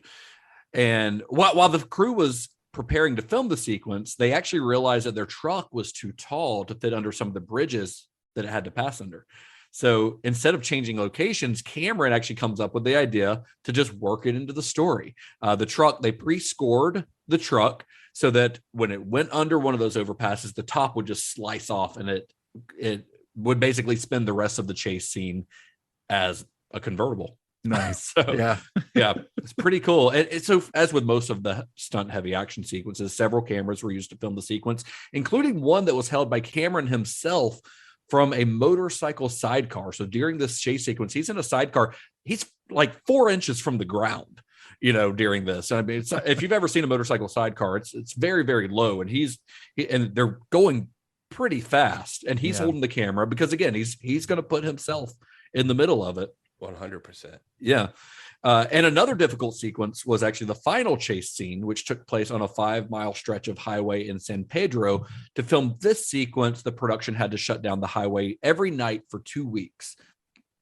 And this is all at night, that last sequence. It's on the way to, the steel factory. So before shooting this scene, the production's cabling was stolen, and the producers had less than 24 hours to find enough replacement gear to light 5 miles of road. And then they had to hire guards to guard it when they weren't there so that nobody would steal it again. Some nights they couldn't shoot due to the rain. So they had to shoot some of the footage of Schwarzenegger, Hamilton, and Furlong in the SWAT van using what's called the poor man's process. This is an old school way of shooting car sequences where basically they just park the car under an overpass while a bunch of grips rocked it back and forth from the outside, and the lighting and effects crew would sweep spotlights over it and squibs to kind of give the illusion of motion. Which again, that's I feel like that's the Roger Corman stuff kind of coming right. Oh, very much. Yeah. And Cameron, he is notoriously hands-on on his movies. We've talked about this on probably every episode so far, where he is not afraid to get in there and hold a camera or paint a piece of the set or do whatever it takes to get it done. Like he's any job on the set he could probably do, and he will do it if he needs to. And I mentioned before that, he held the camera in that sequence on where he was in the motorcycle sidecar. And it's not unusual for a director to hold a camera for certain scenes, but Cameron would pride himself on getting shots that no other camera operators would get, or that shots that other camera operators thought were too dangerous. One of those shots was during the freeway sequence in this last chase scene, where Cameron wanted his Steadicam operator to follow the T-1000's helicopter as it flew under an overpass.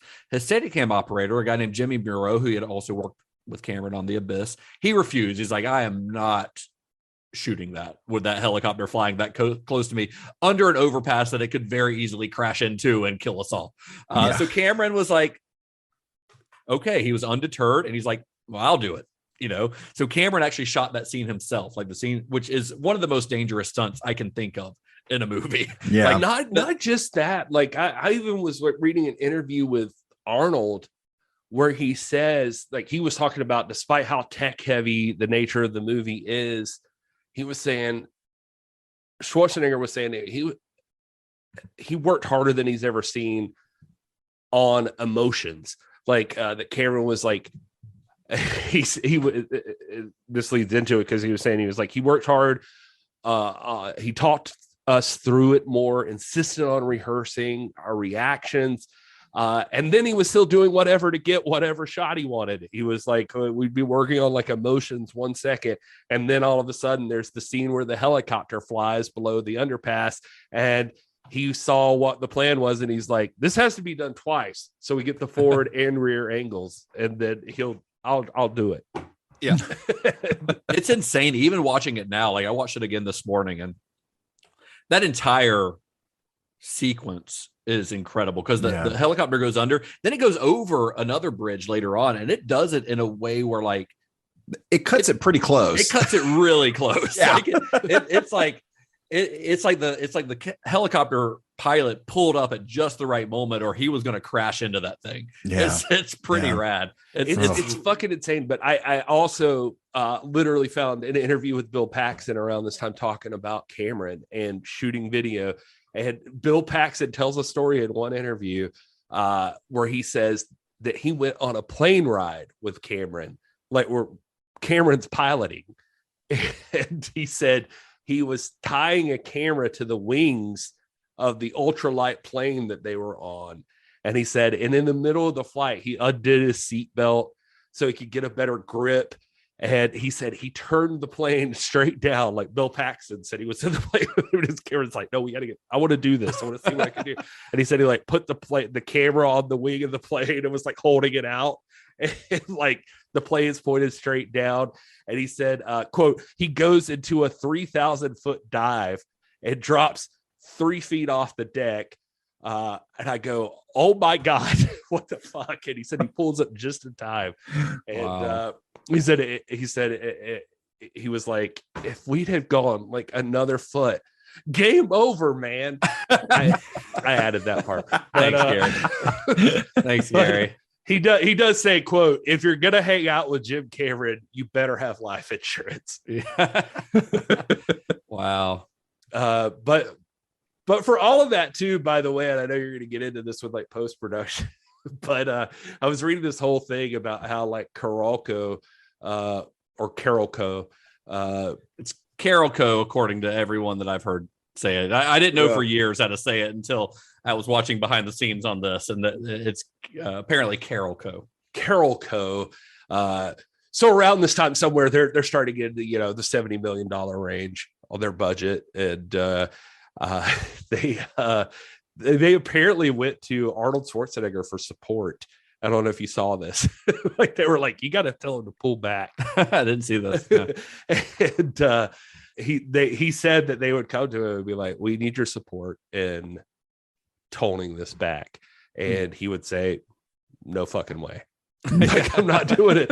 And he said, then they'd come back to me like, all right, one sequence. Let's stop him from this or something. And he said it was like literally, he was like, let's cut out, or he said he would get notes from them. And he'd say he was not supportive of them because that's what it was. It was that he was not supportive of them because he knew their vision wasn't right, because then they would come to him and be like, we need your backing because we're going to cut this scene. And he'd be like, what scene is it? And it's like, and he said they'd show it to him. And it's like the Roadhouse scene where the character's introduced. And he's like, and he said he had to like write the back and be like, only a fucking studio guy would cut out that scene. Yeah. He's like, I mean, you do not have my support. And he's like, just let him do what he's doing. So I guess since we're talking about like the these crazy stunts, we probably need to talk about Terminator 2 stunt performers. These guys, they get overshadowed a lot. We talk about the guys like Dennis Buren and Stan Winston, but you've got to acknowledge the stunt performers, because that helicopter sequence we're talking about, a guy put his life on the line to do that. Yeah. The stunt coordinator here was Gary Davis. Gary Davis, been around for a long time. T2 is probably the biggest thing that he ever worked on. I mean, hell, everyone who worked on this could probably say Terminator 2 was the biggest thing he ever worked on. Right. But his career goes back to the early 70s, where he worked on films like Race with the Devil. He later worked on Smokey and the Bandit 2, The Lost Boys, Roadhouse, Predator 2. After Terminator 2, he worked on films like Speed, Independence Day, Escape from LA. So he's done a lot of stuff. And then you've got Peter Kent. Peter Kent is Arnold's stunt double on this. This is the guy who, when you see the motorcycle chase at the beginning of the film, that great jump into the LA River, which is an insane stunt to do on a motorcycle. That's Peter Kent. Peter Kent's the guy on the motor. He's the guy doing all those big stunts for Arnold. And you can tell it's not Arnold if you're really looking for it. Yeah. But he looks a lot like him, honestly. But he also, he's doubled for Arnold in a lot of stuff, including Terminator 2 3D Battle Across Time from like Universal Studios, Oh yeah. And he also did it in the remember the Terminator 2 arcade game? Oh yeah, I love that game. He played the T-800 in that. It's not actually Arnold doing it; it's Peter Kent. Oh, so, weird. I can't let this episode go by without acknowledging these guys, because we always try to acknowledge guys like the stunt performers, the even the costume designers, production designers, people that are in the positions, the jobs on films that don't get talked about as much. But stunt performers literally put their lives on the line. Can I shout out one more stunt performer? Yeah, actually. please do. So I ran across this guy while I was doing Who Am I Trekking With, and his name is Mick Rogers. He plays uncredited policeman, but he was the winner of a Technical Achievement Award at the 2002 Oscars for the concept, design, and realization of the Mick rig.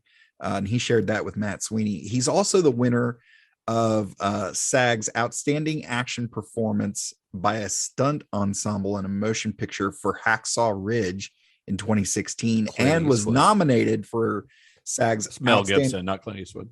Hacksaw Ridge? Hacksaw Ridge. Wasn't that Mel Gibson?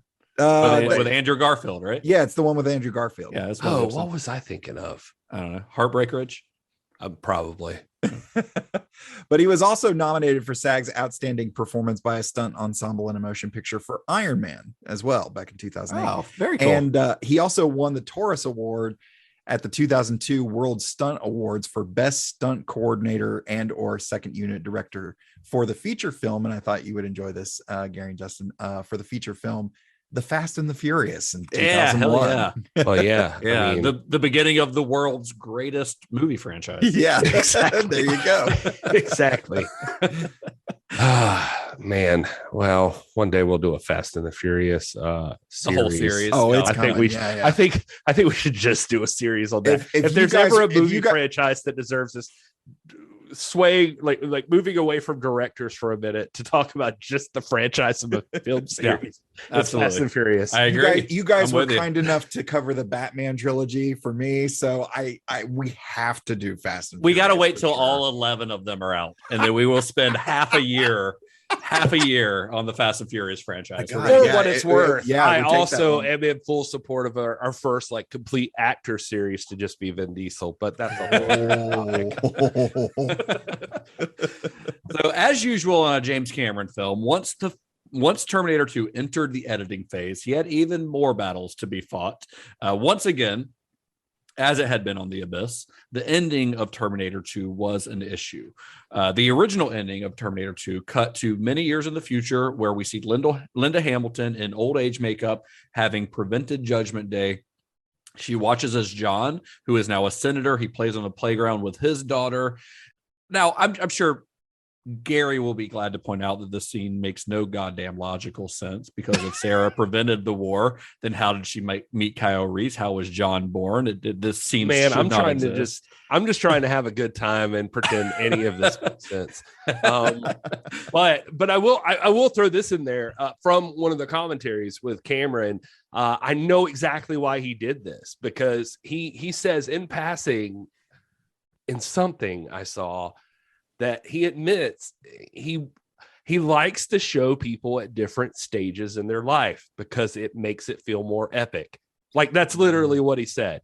He was just like, it just makes it feel more epic when you show people like this impacting their whole life. So like, it was in the commentary, because he talks about showing in T2, showing John Connor at the beginning of the movie. Sure. Yeah. Like, Which I'm fine with that. Yeah, and so he even says like, well, so like Titanic, not that I've seen it, but he's like Titanic, you got the bookends with the old lady. Sure. He's like, it just makes it feel more epic to have like the story resonate throughout generations. I mean, I guess I get that, but this ending, I actually watched the director's cut today, or the special edition, whatever you want to call it. And I thought that this scene had been restored in the director's cut, but the version that I rented today had all the other scenes that had been restored, but this was not in there. But I was able to watch it on YouTube, and I'd seen it before many times in the past. And it feels, the fact that it's not even on the director's cut that's been released, at least not the one that I rented on Vudu today, makes me think that even Cameron realized that it didn't quite work, because it's very it feels very tonally different from the rest of the film, much like the wave sequence in The Abyss, how it feels like it's from a different movie. It's just very weird from a tone standpoint. Like you get like whiplash because very much. And the fashions of the people and the future fashions of the people are really goofy in that scene. But also you've got like Sarah Connor, who is just a fucking warrior, and now she's just like a grandma. sitting on a bench. Like it's very weird. It's a very weird way to end the movie. And I think for as much as they spent, time wise and financially to make the T-1000 look as good as it does, that old age makeup on Linda Hamilton is terrible. Old age makeup's really hard to do, though. Tough. Yeah. It's really hard to do because you know what the person looks like and you inherently know that they're under makeup. Right. So like it's very, very difficult to do old age makeup. No old age makeup will ever be as bad as Guy Pearce in Prometheus. That is the worst old age makeup I've ever seen. That's fair. I will say this too, for what it's worth. I mean, if there was ever a character in a film series that's not going to make it to grandma level, it's Sarah Connor. Right. She's a fucking nut job who like goes all in, like starting war. And then in Terminator 3, they established that she died in 1997, I believe.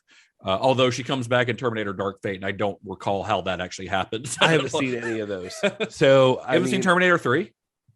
No, when it came out in theaters, and I have never seen Dark Fate. I've never I don't recall. Yeah, I don't remember how they explained that because I've only seen it the one I time. saw Salvation when it came out in theaters, and then I just stopped. So yeah, that's probably a good call.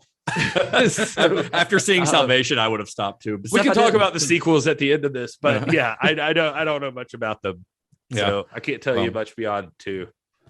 Well, so when this movie was completed, Carolco demanded a test screening, a process that Cameron hated after The Abyss, because remember, that's what caused him to make all the changes to the end of The Abyss.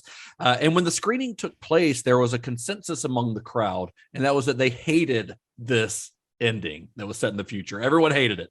So Cameron reluctantly gave in, and he added a new final scene. Wait, let me just say too, the story I read said that Carolco demanded a screening.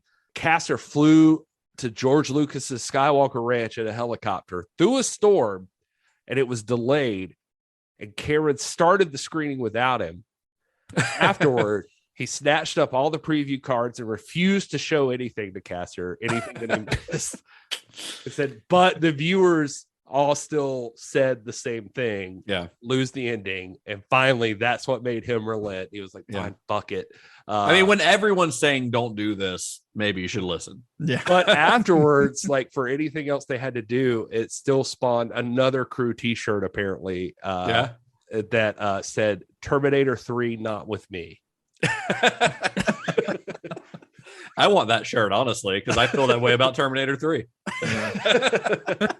So in the published version of the Terminator 2 script, Cameron discussed his logic in his introduction, saying, quote, "We decided not to tie it all up with a bow, but to suggest that the struggle was ongoing and in fact might even be an unending one for us flawed creatures trying to come to terms with technology and our own violent demons." So this new ending showed a stretch of highway at night. It's actually the same shot you see when they're pulling up to the Cyberdyne building at the end, where you see the highway and then it pans up to show Cyberdyne. It's the exact same footage. And Cameron had like 2 or 3 days to write this new scene, this voiceover, and figure out how to do it. They didn't have time to shoot anything else because the movie was about to come out. So he used footage he already had. And then he sent like the script. He dictated it actually to Linda Hamilton over the phone. She recorded it and sent it back via like T1, which was like the height of internet technology at the time. Nice. And that's how they ended up getting it, like with like days to spare, before the movie's supposed to come out. And her final voiceover says, "The unknown future rolls toward us. I face it for the first time with a sense of hope. Because if a machine, a Terminator, can learn the value of human life, maybe we can too." And I think this new ending is a pretty good compromise. Speaking to Newsweek a few months before the movie was released, Cameron described Terminator 2 as a violent movie about peace. He said, quote, "This is it is an action film about the value of human life." And this new ending still supported that nonviolent message. Like it's funny because we talked about this on The Abyss too, but the ending of that is sort of very, very optimistic. And the ending of this is very optimistic as well. Yeah. But I think doing it in the theatrical cut, like the version with just that little bit of voiceover, it gets the point across in a way that is way less jarring for the audience than cutting to this scene of old Linda Hamilton, Grandma Sarah Connor.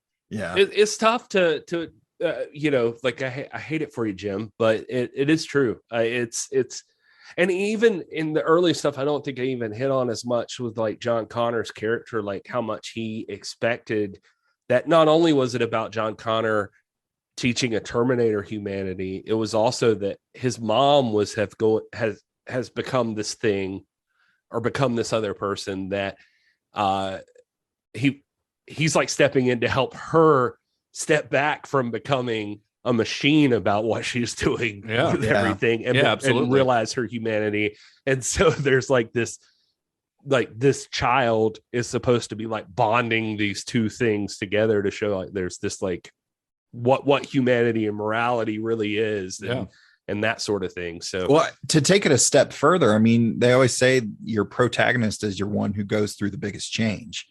And, you know, in this movie, I mean, John Connor's at an age where it's just, he's not really changing. He's experiencing this. We see a lot. He's the Greek chorus. We're seeing a lot of this through his eyes, especially if you didn't see the first one. But in terms of characters who go through the biggest change, it's Sarah Connor. Yeah, and absolutely. That takes the title and sort of shifts it a little bit. She's actually the Terminator. Yeah. So it's pretty cool. So as he had done on The Abyss, Cameron had a chance to release a special edition version of Terminator 2 when the film was released on VHS and Laserdisc in 1993.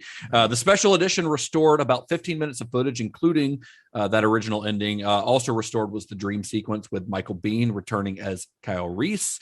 Most of the other scenes are small, short scenes that give us a bit more time with the characters, but none are really necessary to the plot. Although I kind of had the same relationship with this as I do with some of his other extended versions, that some of these scenes I think are integral to the film and to character development. One of the most integral ones is one where they reprogram a chip that's in the Terminator's head. They do like surgery and pull this chip out and reprogram it. And that kind of explains how he starts to become more human and start to learn how to be human in the latter part of the film. And that got cut out of the original film. And I think that from a plot standpoint, from a character development standpoint, it explains why he acts the way he does later on in the film.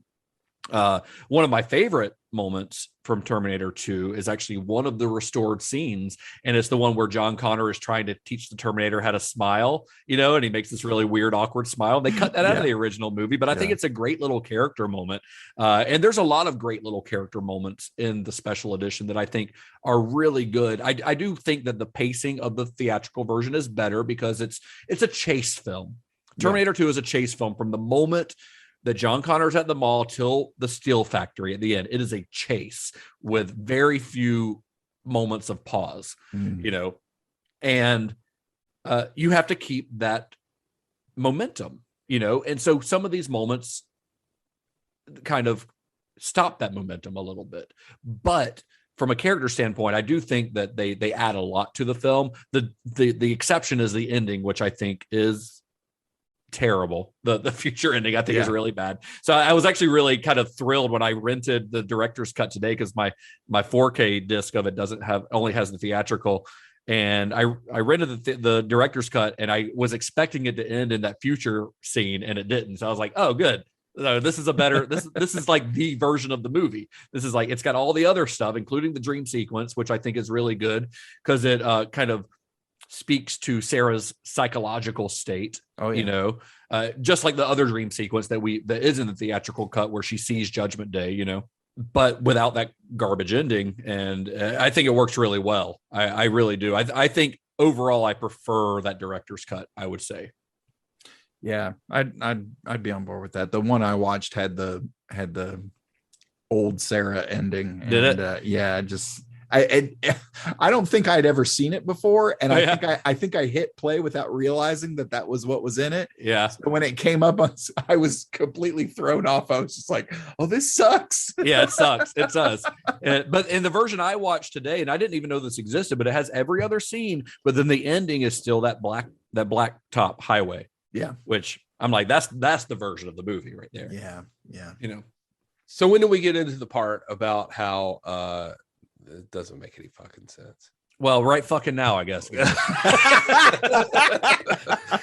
No, I was just sitting here. I was listening to you guys debate this ending, and I'm like, well, okay, yeah. I mean, I'm with you. I think the blacktop. It's who I was. Oh God, what was I reading? Oh, back when we talked about aliens, Devin Faraci. He wrote. He says that aliens killed the Alien franchise. Like he talks about how that like it's a good movie on its own, but as far as the franchise, or it destroyed the xenomorph. I forget his exact words, but it's just basically like they're not as special anymore. They're not as scary as they were. Yeah, it kind of ruins the xenomorph. And I can almost accept like that in Terminator, that although everything happens the way it happens and blah, blah, blah, it's still, everything still closes out the loop. Like it works so that at the end, you're like, all right, John Connor will still be born and there still will be Judgment Day. And all that means is that they didn't stop anything. Yeah, you didn't stop anything. Well, you can't have stopped anything. That's my point. You can't have stopped anything, or none of this fucking happened. Right. And so, or they're sending it to an alternate timeline, which why would a machine give a fuck about an alternate timeline? So it's thinking that this is the same timeline.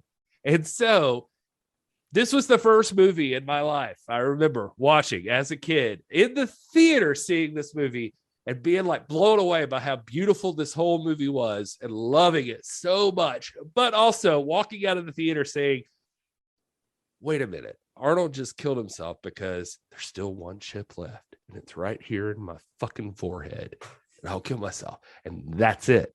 Then we stopped it. Well, if you fucking stopped it, where did you come from? And where did John Connor come from? Because Kyle Reese came from that future. Where did any of this bullshit happen if that doesn't still happen? Can I tell you the best argument against what you're saying? Sure. Terminator 3. They didn't stop it. Well, yeah. Yeah. I guess they still didn't stop it. So, they thought they stopped it at the end of Terminator 2. Assuming it had ended in Terminator 2, when James Cameron was done, and they assumed they'd wrap this thing up, nice little bow on the package. No, you didn't.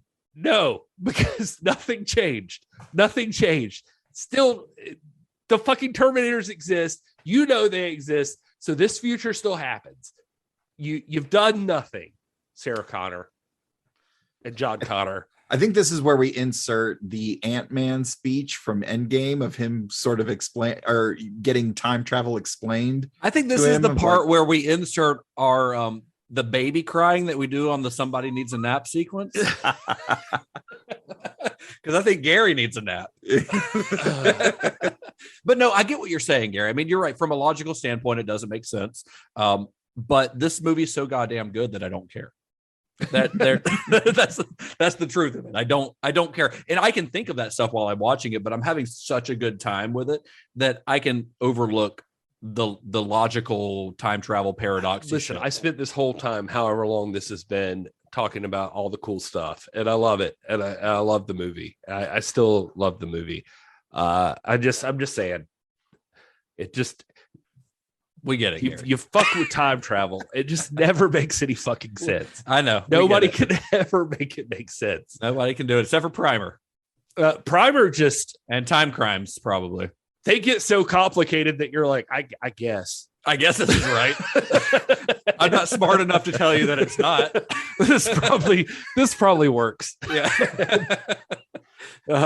Terminator's not as interested in that. Terminator's just making an action movie. So I appreciate it as an action movie. It's just like, God dang. Like, really? It's just, I guess it just probably because it was also a huge heartbreak for me to have to see Arnold with his fucking thumb up in the air go down in the lava pit. And, it's like, why did that have to happen? And you're like, oh, because he's saving us from that future. And then you start to think about it. You're like, no, he didn't. He didn't. It didn't have to happen because that future is going to happen anyway.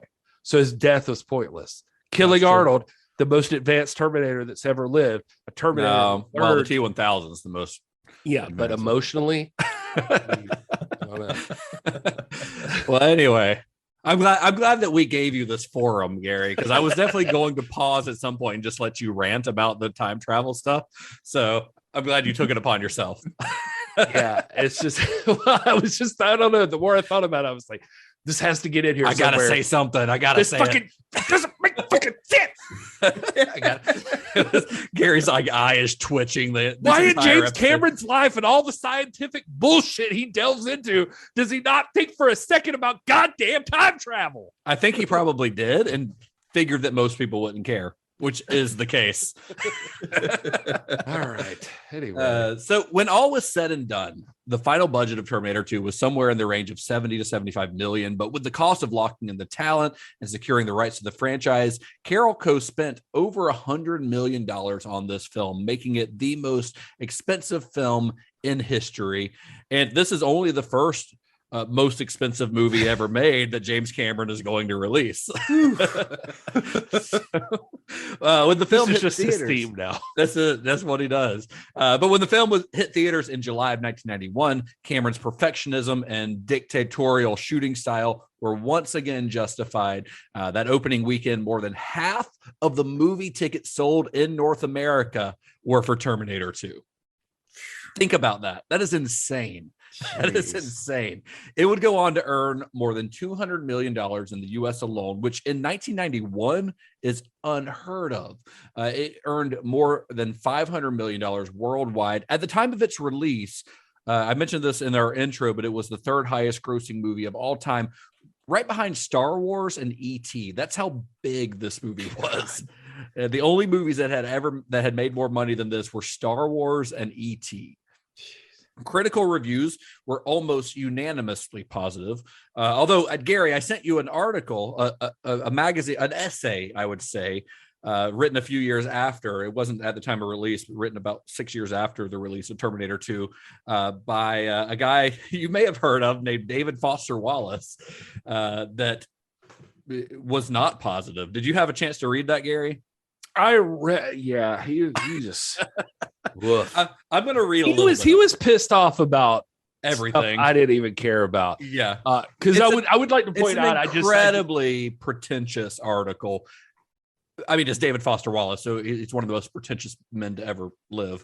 Listen, I'm upset about the time travel, and that's my own problem, and I understand that. But at the end of the day, $500 million in 1992. I just did this on the inflation calculator. He made like $1,041,680,000. That's some Avengers shit. That's some Avengers shit right there. Yeah. You know? Yeah.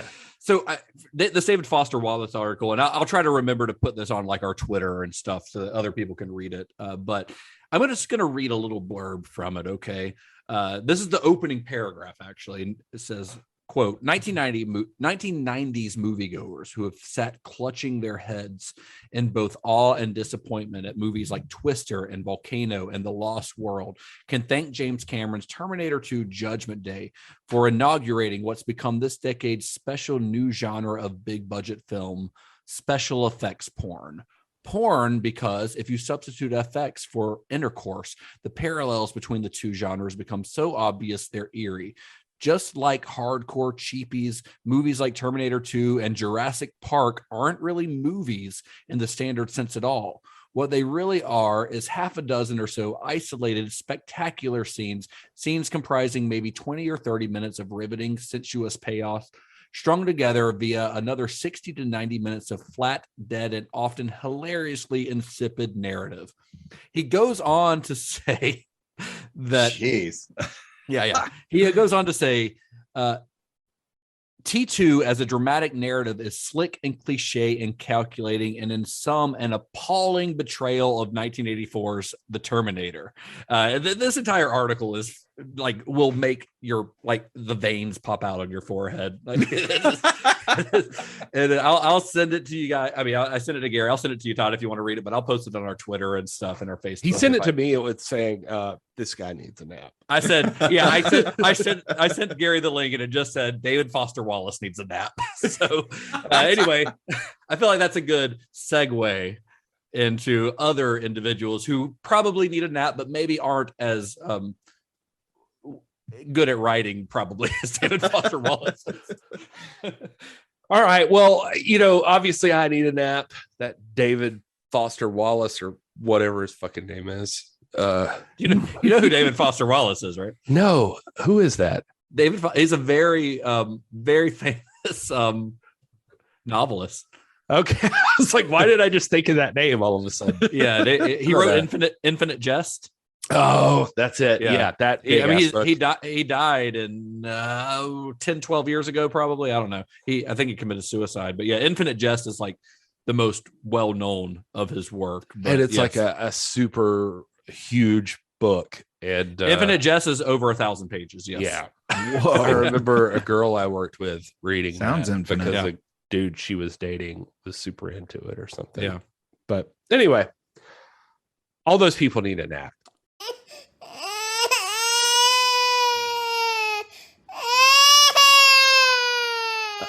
Anyway, I'm happy to say though that whoever the guy was, I just wipe him out of my brain that you just said that disturbed me with his special effects porn article. Nobody is as well written as him for their David Foster Wallace, the guy we just spent 2 minutes talking about. Yeah. Was it the same guy? It's the same guy. Yeah. Oh, okay. I'm just piecing this together. Holy shit. That guy. Well, fuck him all the way around. He's passed away. Yeah. So. Well, necrophilia, I guess. Oh, wow. To be fair, just side note story, just in the middle of this episode for anybody that can appreciate it. The other day, I was like super tired, and I was like super tired for like 2 weeks straight, all the time. Sounds like COVID. Yeah, maybe. I told Jen, she was like, "Why are you so sleepy all the time right now?" And I was like, "I think I've got narcolepsy." And no, I'm sorry. That's what I should have said. What I said was, I think I've got necrophilia. Oh no. much bigger news. To be fair, that will tire you out. She was like, and it connects back to David Foster Wallace. Yeah. I think I have necrophilia. I've been sneaking out a lot at night and raiding graveyards. Oh my God. Anyway. Not the right word was the point. Here's Grady, gave it a 0.5 star on Letterboxd, says, this movie sucks. The kid's annoying. Action is boring. Premise sucks so much I can't stress enough how much I dislike watching and skipping through this movie. That was the I can't even pronounce this person's username. Gave it a 0.5 star, said, started watching it on Pluto, but it was the Spanish version, so I turned it off. I'm racist. Oh my God. I just enjoyed that one. 0.5 star from Jimmy, who says, watching this movie was the equivalent of the feeling when you take a dump and then you find out you don't have toilet paper. Here's Jeff. Worst sequel ever, he says. It was such a shame to see a sequel as lame as this made for one of the better sci-fi movies of all time. Sure, the effects, particularly the T-1000, were brilliant for their time and worth seeing the movie for, but special effects do not a great film make. And just about everything else in this film was average to very poor. The, quote, acting, the inclusion of a child as the main character, the story, all of it, it's all lame. There is something wrong with this film being at a higher spot than its prequel. Yeah. Terminator Salvation. Yeah, that's the one they're talking about. Jesse James Cowboy 3 says, not worth watching. Not only does it have the worst acting I've ever seen in a movie in a long time, the visual effects are so horrible nowadays. How could they have won awards for editing? What do you mean nominated when almost every window that gets broken breaks or explodes before anything gets near it? This movie has the worst green screen visual effects. How bad were all the other movies the year before this to win so many Oscars? I don't think they know what editing is. I don't think they know what that means. Quadrophilia says dull. I like the first one, but this one was meh. John O'Connor. I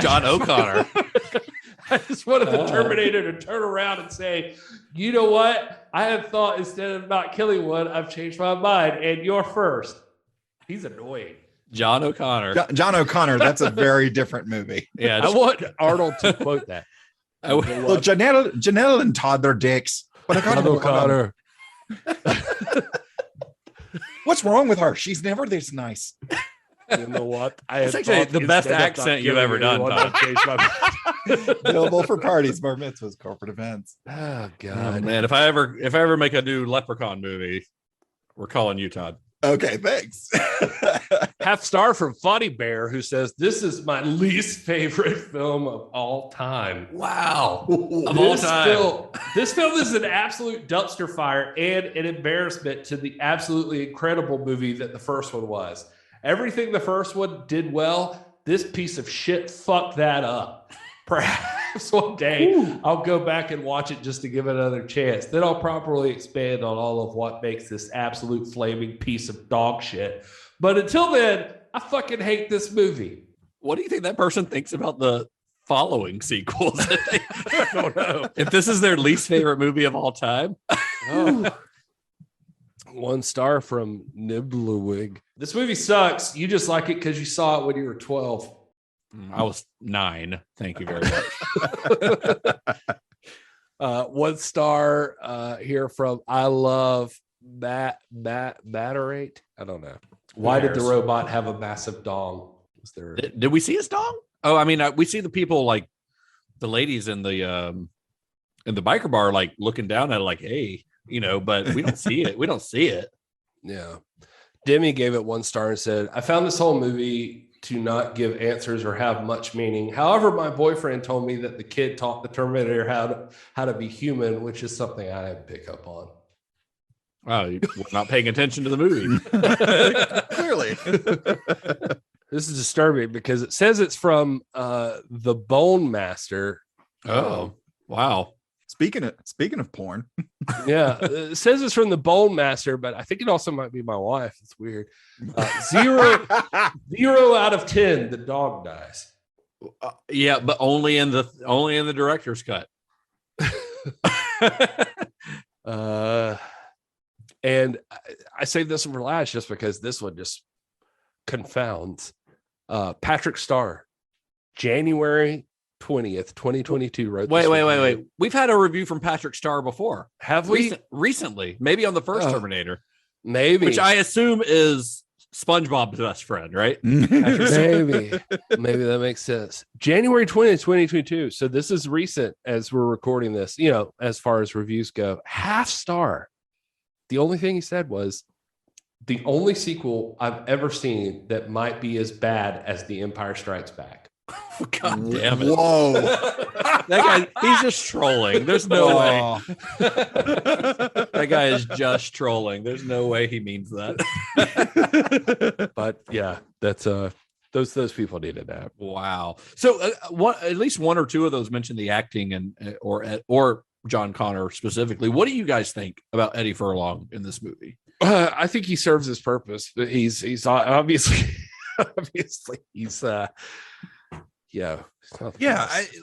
you got a child actor who's never acted before. Yeah. So yeah, he's not going to come across. I mean, he's got that certain something that they were able to pick up on. They were able to very quickly polish and refine it to look okay. But at the end of the day, like, he's inexperienced. Yeah, he's inexperienced, and he's up against some pretty big. He's in the biggest spotlight most people could ever fucking have. I honestly think his performance, I think it's uneven. I think there are some scenes where he's very, very good. And you can definitely see what Cameron and his casting director thought, what they saw in him. There are other scenes where his line readings are not great, or he speaks the next line too quickly, which is a part of that inexperience. But like, for instance, the scene where they go to Miles Dyson's house and he's kind of consoling his mom, where she's like, did you come here to stop me? And he's really good in that scene. And there's a lot of scenes that he's really good in. There are other scenes where he's not great in, but I think a lot of those scenes, the ones that he's not great in, aren't necessarily his fault. I think some of his dialogue as written is a little cringy. It's in a large part, I think it's because Cameron and Bill Wisher write some of his like cool kid dialogue as if they've never met a child before and are there, and their only frame of reference was Bart Simpson. Yeah, no, that sounds about right. Yeah, no problemo. Like nobody fucking says that. Like it's like, I don't know. There's something about it that's like, it feels very much like a 35-year-old man writing for a 10-year-old. You gotta stay hot. Hasta la vista, baby. Yeah, like anybody's ever fucking said that before at this point. Exactly. Like even Spanish speaking people. Like, that's not like a thing they just normally say. Right. So, but I think that like there are scenes where he's very, very good, I think. And it's kind of a shame that his career didn't go many places past this. I mean, he did Pet Sematary 2, I think, right after this. He obviously does like The Crow later on. Pecker's really good. John Waters' Pecker. American History X. But yeah, American History X he's really good in that. But I think, of course, he's also had some substance abuse problems and things like that. In this movie, just so since we're talking about him, I mean, he ended up in a relationship with the 29-year-old woman who was his on-set tutor during the filming of this film. What? Yeah. Wait, what? Oh yeah, this is 100% true. Yeah, he ended up in a relationship with the 29-year-old woman who was his on-set tutor during this movie. That'll fuck a kid up. She eventually became his manager, and of course, he starred in all the movies we're talking about, including some other not so great choices that she helped that process on. He got engaged to her, and then they split up. She sued him for money she thought he owed him for being his manager. Also claimed he was physically abusive. Also during this process, he was highly on heroin and cocaine and alcoholism. And Edward Furlong is a whole other thing. But yeah, there was some, he'd already been a troubled kid. He had a tough upbringing. Yeah. It never stopped. It doesn't help that he is like our age now and still somehow looks like he is he's like a mixed up 15-year-old. Yeah. And I mean that with all the love and respect, Eddie. I know you're listening to this. I just mean, a very young face. I would like for him to, I would love to see I would love for him to get his shit together, because I think he has potential to be really good, because some of the stuff I've seen him in is very good. You mentioned American History X. He's Pecker in American History X. Detroit Rock City. I will always go to bat for that movie. I think that movie's a blast. That's a fun movie. It's a fun movie. Like granted, that movie was 20 some odd years old at this point, but dude, I think these child stars are like, these youngs, I get, well, he was a child star. Yeah. These people are, that's a tough process, man. It's tough because it's many people don't make it out of that. Yeah, and he's one of, unfortunately, he seems to be one of the non-success stories. Not that he's still working, but he's, if you look at his IMDb, it's all like kind of direct to video, not great Star stuff. Trek web series. Right. Yeah. Exactly. Exactly. Yeah, it's tough. And that's Hollywood, man. It'll fuck you up. It'll chew you up and spit you out. Yeah. If you don't have somebody looking over you and looking for out for your best interest, which it didn't sound like this dude had. Yeah. Yeah. I will say that when I was a kid watching this movie, so I saw this movie when I was, like I said, 9 years old. I saw it in the summer of 1991. First R-rated movie I ever saw in a movie theater. I saw it before I ever saw the first Terminator movie. My dad took me to see it, and I was immediately obsessed. I will say this movie is the first movie I ever remember seeing and thinking, how did they do that? Like, it's the movie that made me wonder how movies were made. In fact, I would say this podcast wouldn't exist if it were not for the curiosity in my brain that was spawned by Terminator 2. This is the movie that made me wonder about how movies got made. Before that, it was all like they just existed. But with this, it was like, how did they pull this off? What is going on? Like, it blew my mind, right? And honestly, John Connor, when I was a kid, I thought was the coolest fucking dude, because I was going to a conservative Christian elementary school where nobody talked like John Connor. Nobody wore Public Enemy t-shirts and listened to Guns N' Roses.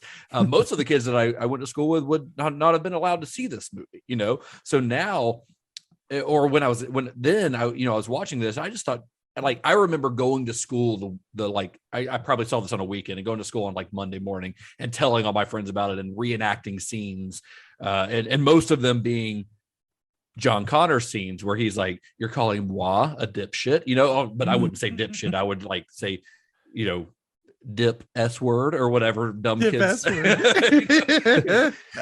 like the version I was allowed to say. Yeah. I mean, even if you were in like a conservative school, like I was in public school during this time, and I can say for sure, like, I mean, as much shit as I'm talking right now, this movie worked for kids my age, like it, and girls had Eddie Furlong pictures plastered all over their fucking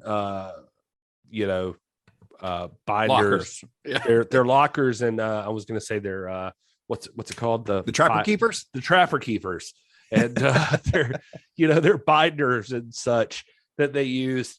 No, Eddie Furlong was a heartthrob. He was like Tiger Beat. He was Tiger Beat. He was the dude. Yeah. So it wasn't all the crap we're giving him for like the things he said. I mean, it worked for our age at the time. Yeah, for sure. Absolutely. I mean, and watching it this time, I in the past I've thought he was not that good in it, but he's actually very good in most of the movie. There are just some dialogue scenes here and there where he's not great, and they probably could have, if he had been a little bit more experienced, he could have pulled it off. But the movie overall obviously is not really hurt by that, despite what some of those people in the reviews you read said. Here's the thing. James Cameron knows how to make a fucking sequel. He proved it with Aliens, where he took Ridley Scott's concept and put his own stamp on it. He turned Aliens into a James Cameron movie. So while that film is tonally very different from the original, he still peppered in scenes of that kind of claustrophobic horror that you were used to from the first movie. The one that comes to mind is the one where Ripley and Newt are in the lab and the face hugger comes in.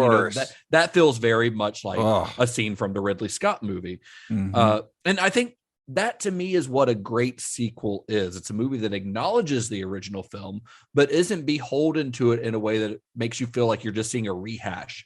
It continues the story. And, clearly James Cameron is like concerned with world building. Like he loves like building. I mean, that's what he's doing with all of this. 5 Avatar movies, right. Like he loves building these like alternate realities that somehow connect back to our own, that like represent all the lessons we should learn. I mean, I feel like that's like his thing right this second. Well, I mean, he's he'll have his moments here. I don't know if we can do that with True Lies, but we'll see.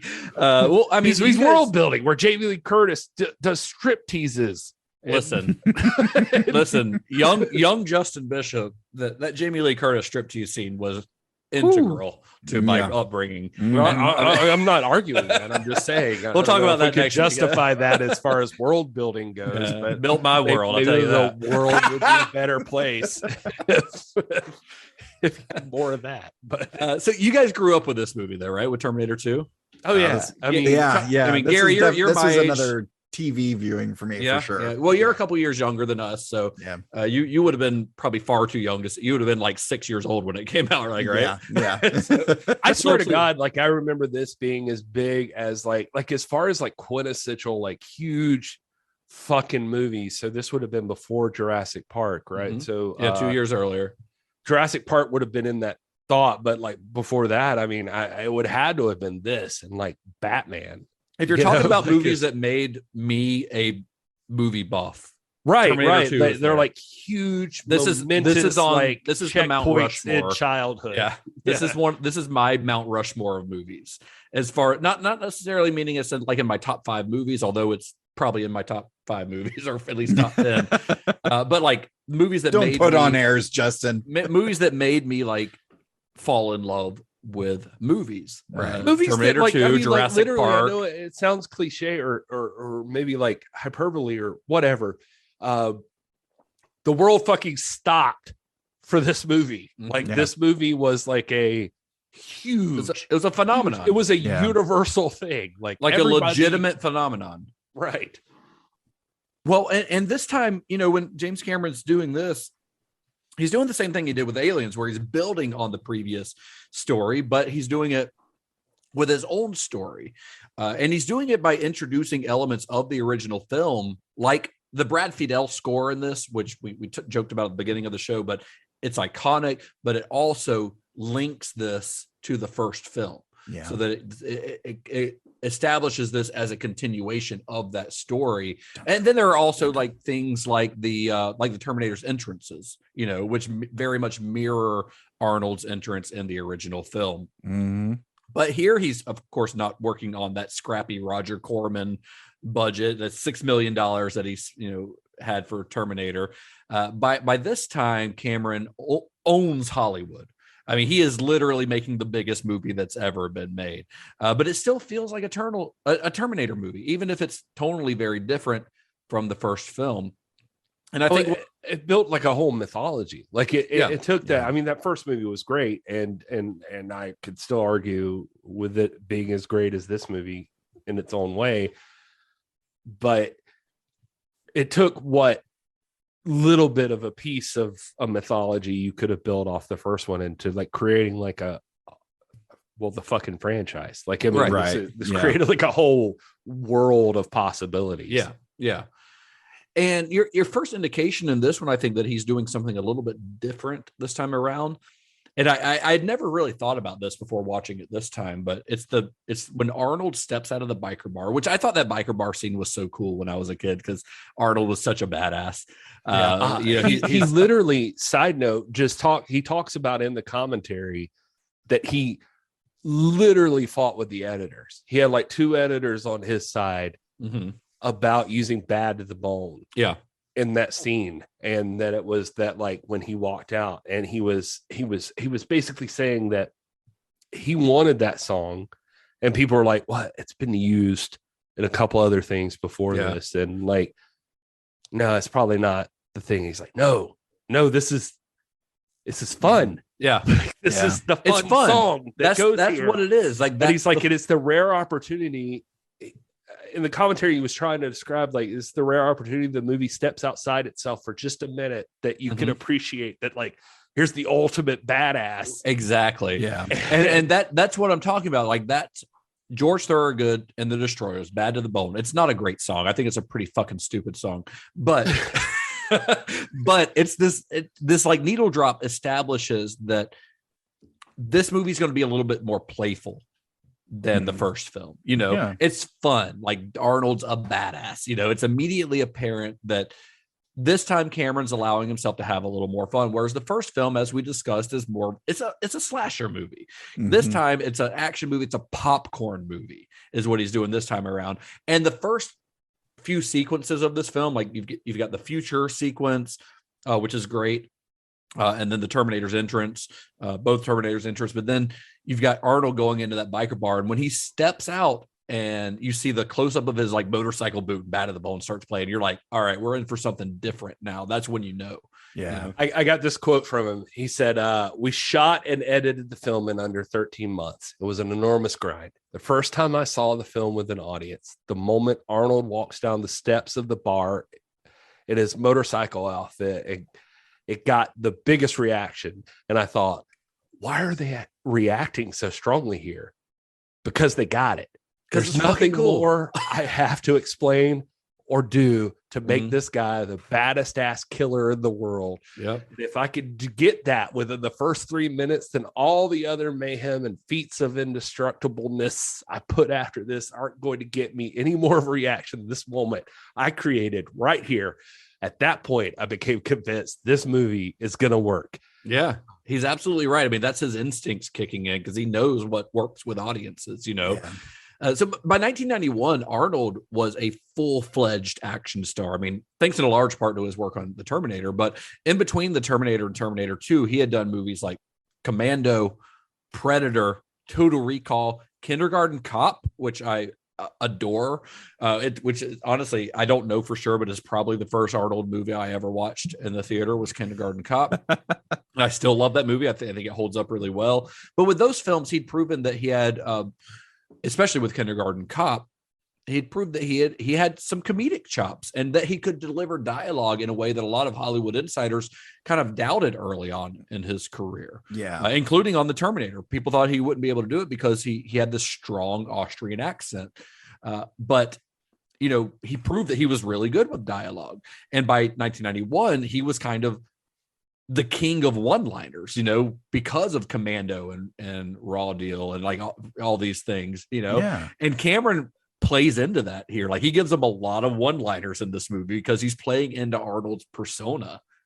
I take a lot of shit for the stuff I get about Vin Diesel, or like I love The Rock, or like I love these dudes, and yeah, they are the masculine, like just man's man machismo guys. archetype. Yeah. But I also just appreciate, and Arnold's the OG. This is a guy who knows what he does, and he does it perfectly. Mm-hmm. He knows what the fuck Arnold Schwarzenegger does. Yeah. And there's just, I don't know, man. I respect that guy. I think he's brilliant, and he could try so much more. And it's not that he's too dumb to do something else, like Hamlet or whatever. Arnold is incredibly intelligent. Yeah. But it's like Arnold knows what Arnold does. Mm-hmm. And Arnold, like he's prolific as far as like being an actor. This guy is rich for a reason. This guy, like, he made himself. Yeah. I respect the hell out of Arnold Schwarzenegger. And I think we even talked about folks like Jennifer Tilly back in our Wachowski series, who she ended up like realizing, oh, that's the thing.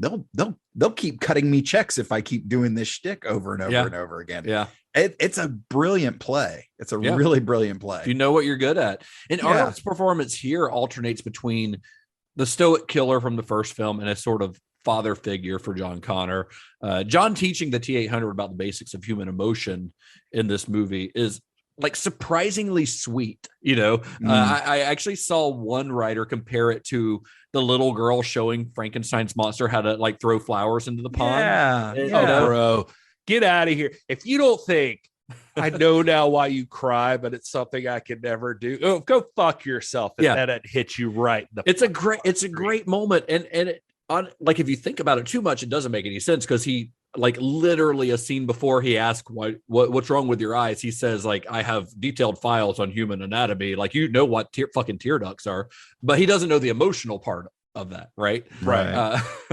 And we talked about on our Abyss episode about the kind of optimism at the end of the Abyss, which threw people off at the time of its release. People didn't know, because they were expecting another horror film, I guess, from James Cameron. But Cameron, he does that here again to an even greater effect, I think. The final goodbye, which you're referring to, Gary, between John and the T-800 is, I think, one of the most moving scenes that Cameron ever filmed, right up there with like the resuscitation scene I talked about during the Abyss, or the, spoiler alert, because you haven't seen it, Gary, but Jack's final scene in Titanic. You've seen the memes. Talking about. Yeah. I know she doesn't let him on a raft or something. But also, let's not forget that this is an action movie, and one of the best fucking action movies that has ever existed. And like, I will die on that hill. Maybe even the best action movie that has ever existed. This is like up there for me. Justin coming in with the hot takes. That's a real hot take. Nobody has that opinion. But like, nothing like this has been made before or since, really. I mean, after this, action movies changed because of this movie. Game changer for sure. Yeah. And for all of the talk that of CGI breakthroughs on this film, Cameron also still understands that even cutting edge effects need to be integrated with practical ones. The CGI moments are incredible, but Even 3 decades later, we're 30 plus years on, but the T-1000 bursting through the helicopter window and then reforming next to the pilot, that still plays really well. I think it is surprising how good it still looks. Yeah. But to me, I think nothing really compares to like the tractor trailer jumping into the flood canal, off that bridge, or even the motorcycle jumping, that stunt, or the climactic chase, that we talked about earlier, where the helicopter flies under the overpass. Seeing all that stuff done practically, like nothing compares to that. Nothing will ever be like, let's see if we can almost kill someone. Right. Yeah, exactly. Like seeing somebody almost die on film. It's like, I always think when I think of stunts like that, like blow my mind, I always think of Maniac Cop, like that final death for Maniac Cop, where the bus the van jumps off the pier and the stuntman is like flipping out, and you're like, that fucking could have landed on that guy. That guy's within inches of dying, right? And no. It's 100% true. We're like joking about it, but again, we love stunt guys on this show, and it's just because like these are people who literally, like seriously, literally are putting their lives on the line for make our a entertainment fucking movie. For our entertainment, yeah. And I also love that Cameron isn't afraid to go back to his Roger Corman roots when it makes sense. He will find a lo-fi way to get a shot if it needs to be done. I personally, and I know some people aren't like this, but I personally like when the seams show every now and then on a movie, like in this movie, there are some of the driving scenes where it's clearly like rear projection, like they're not in a real car, they're on a set and there's rear projection behind them. But I like that because I don't know, it adds to the movie. I like seeing that movie magic. Or there's some cool through lines, like with we're gonna get to Avatar eventually, but that fucking Avatar movie has a fucking mech suit battle at the end. I don't know, I just love that, like from even the beginning, from Xenogenesis. From Xenogenesis. But I also like that you can tell that this is a movie sometimes, like even with all the cutting edge effects. One scene that I really think of is Sarah's dream of like the nuclear annihilation, which is clearly done in like miniatures. That scene, by the way, was done by the team of Robert and Dennis Skotak of 4 Ward Productions. The Skotaks had previously won an Academy Award for visual effects on both Aliens and The Abyss, and they would also win one for Terminator 2. A year later, they were nominated for their work. They didn't win, but they were nominated for their work on Tim Burton's Batman Returns. So to pull off the scene in Terminator 2, they studied hours of nuclear test footage before building dozens of miniature buildings, then destroying their model using air mortars. This had been done just a couple of years later, probably. It would have been almost definitely like entirely CGI. Oh, yeah. But there's something about the practical use of models, even when you can tell that they're miniatures, that adds a palpability to the scene. Very much. That wouldn't be the same if it were all CGI. I love the look of that. I mean, it looks fake. Yeah, but it doesn't look CGI fake. It's a different type of fake that works better for me. I don't know if that makes sense, but you adjust, a little bit of the film speed. You add in some good sound design, and I buy it. It's good, and that scene, it looks and good. There were scientific letters of praise, by the way, from people that nuclear explosion that Sarah Connor experienced was very realistic. Well, that's because, like I said, they studied actual nuclear testing footage, and then that final moment of Sarah burning away and just her skeleton holding on. That's just such an iconic image. It's so cool. It's still used in GIFs to this day. Absolutely. It's very meme worthy. Well, there's a shot where like she's in the interrogation room watching the old video of one of her previous interviews, and she talks about the people blow apart like leaves. And I caught that this time, and then when it came to that scene, I was just like, let's watch her. That's exactly what happens. That's exactly what looks happens. Just like it. I mean, while we're talking about it, I guess we've got to talk. We've acknowledged her performance a little bit, but Linda Hamilton as Sarah Connor in this movie.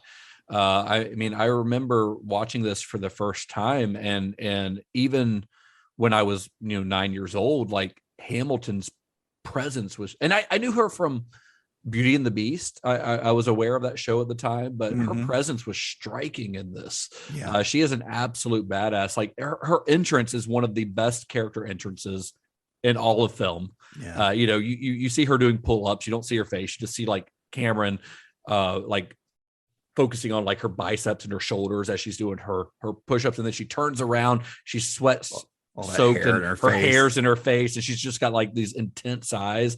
Like it is a great character entrance, but she's also like throughout the film, like I just want her to smack me around. I know, I just want her to like what do we just crush my head. Just step on me a little bit. Just step on my neck.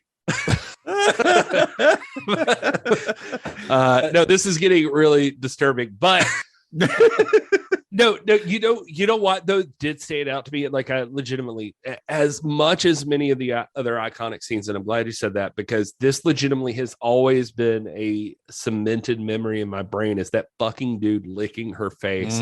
Yeah. And I've always been like, when she fucking gets revenge, It's on so that satisfying. guy, yeah, that's always stood out to me, even and you know, from a kid, when where she I've been smacks like, what him a with fucking creep. Yeah, and when she smacks him with the broken mop handle, like you see pieces fly, and I don't know if it's like his glasses or how they did that. Yeah, does she actually smack him, or like, because they're not CGing they're not really doing like CG blood splatter and stuff like that at this time. So every time I watch it, I'm like, holy shit, did she actually like hit that guy? I don't know. She looks like she like breaks his fucking face. Yeah. And he deserves it. Like, and if you watch the director's cut, it's even more powerful, because there's an earlier scene where he's like forcing her to take her medicine, and he like hits her with the billy club in the stomach and stuff. So it's even worse in that. It's not like Rob Zombie's Halloween bad, the mental right. Well, nothing should be, Rob.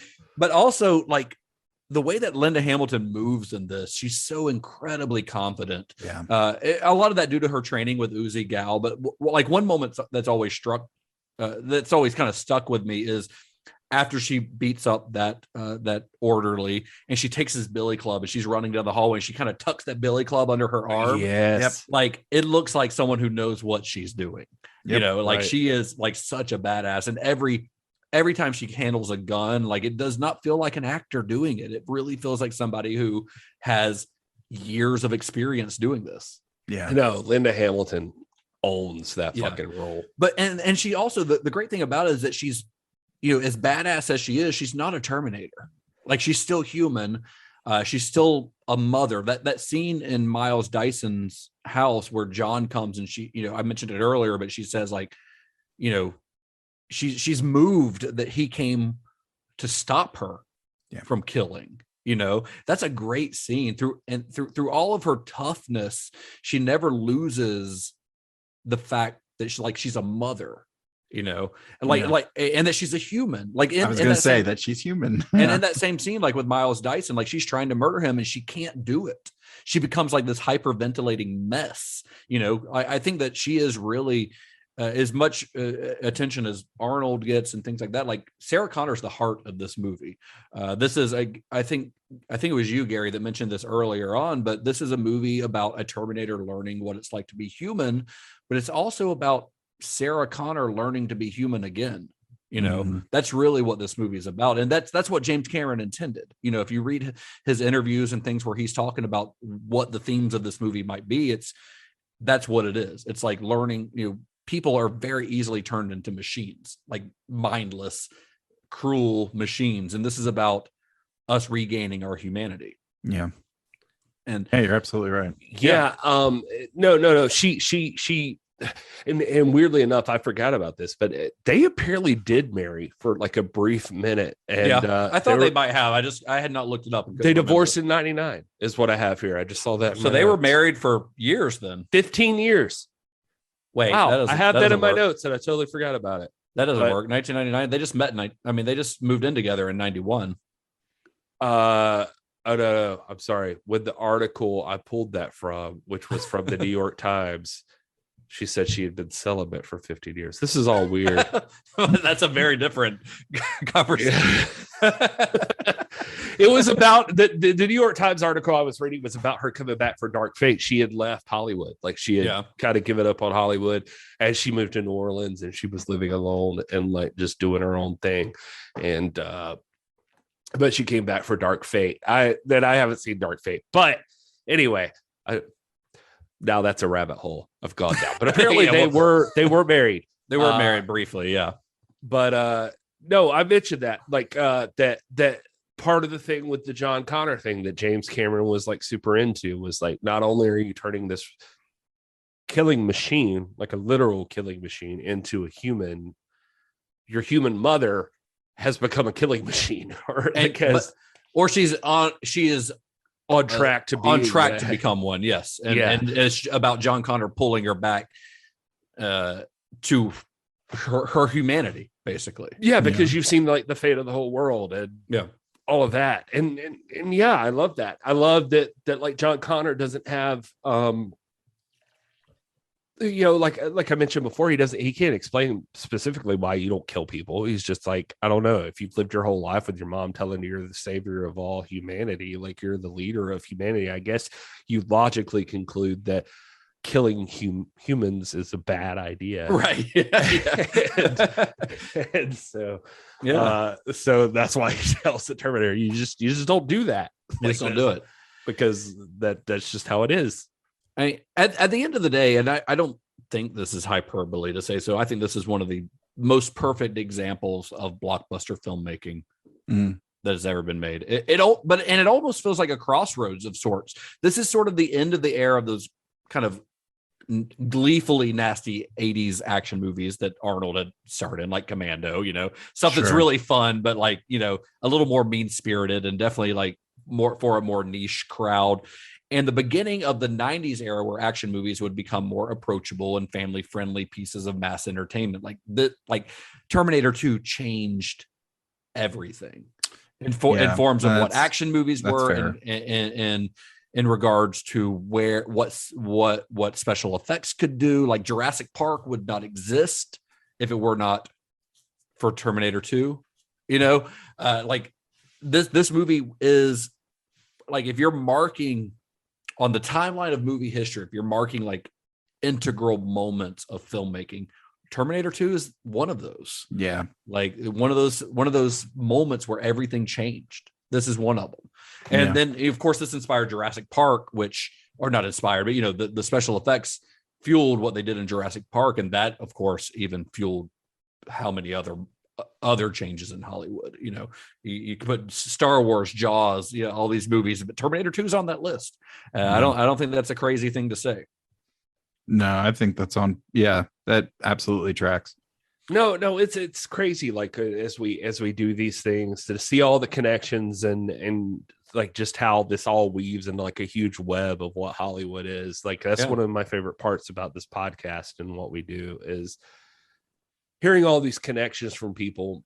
But yeah, they're obviously, as much as I'd love to give Terminator all the credit, it's the same argument I would make for like Halloween as opposed to like Black Christmas. It's like as far as slasher movies, like maybe somebody's done something similar to this, but Halloween's the one who Halloween everything. Did it. Like that's on the map. That's Halloween's the one that that inspired the imitators, not Black Christmas. That's the checkpoint. And it's like Terminator 2 is one of those checkpoints in movie history that like it just, things changed because Terminator 2 existed. Terminator 2 altered the future of Hollywood.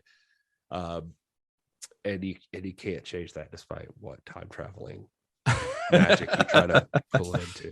Well, guys, it's come to that point where we talk about the films that we would pair with this one. If somebody enjoyed Terminator 2, what else would we recommend to them to watch? What's our further viewing for Terminator 2? We've mentioned, I think any Arnold movie is really the answer here. Yeah. It's like Predator or Total Recall or I don't know.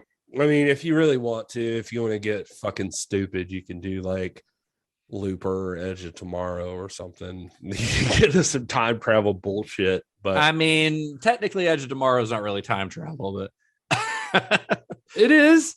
He dies and he goes back.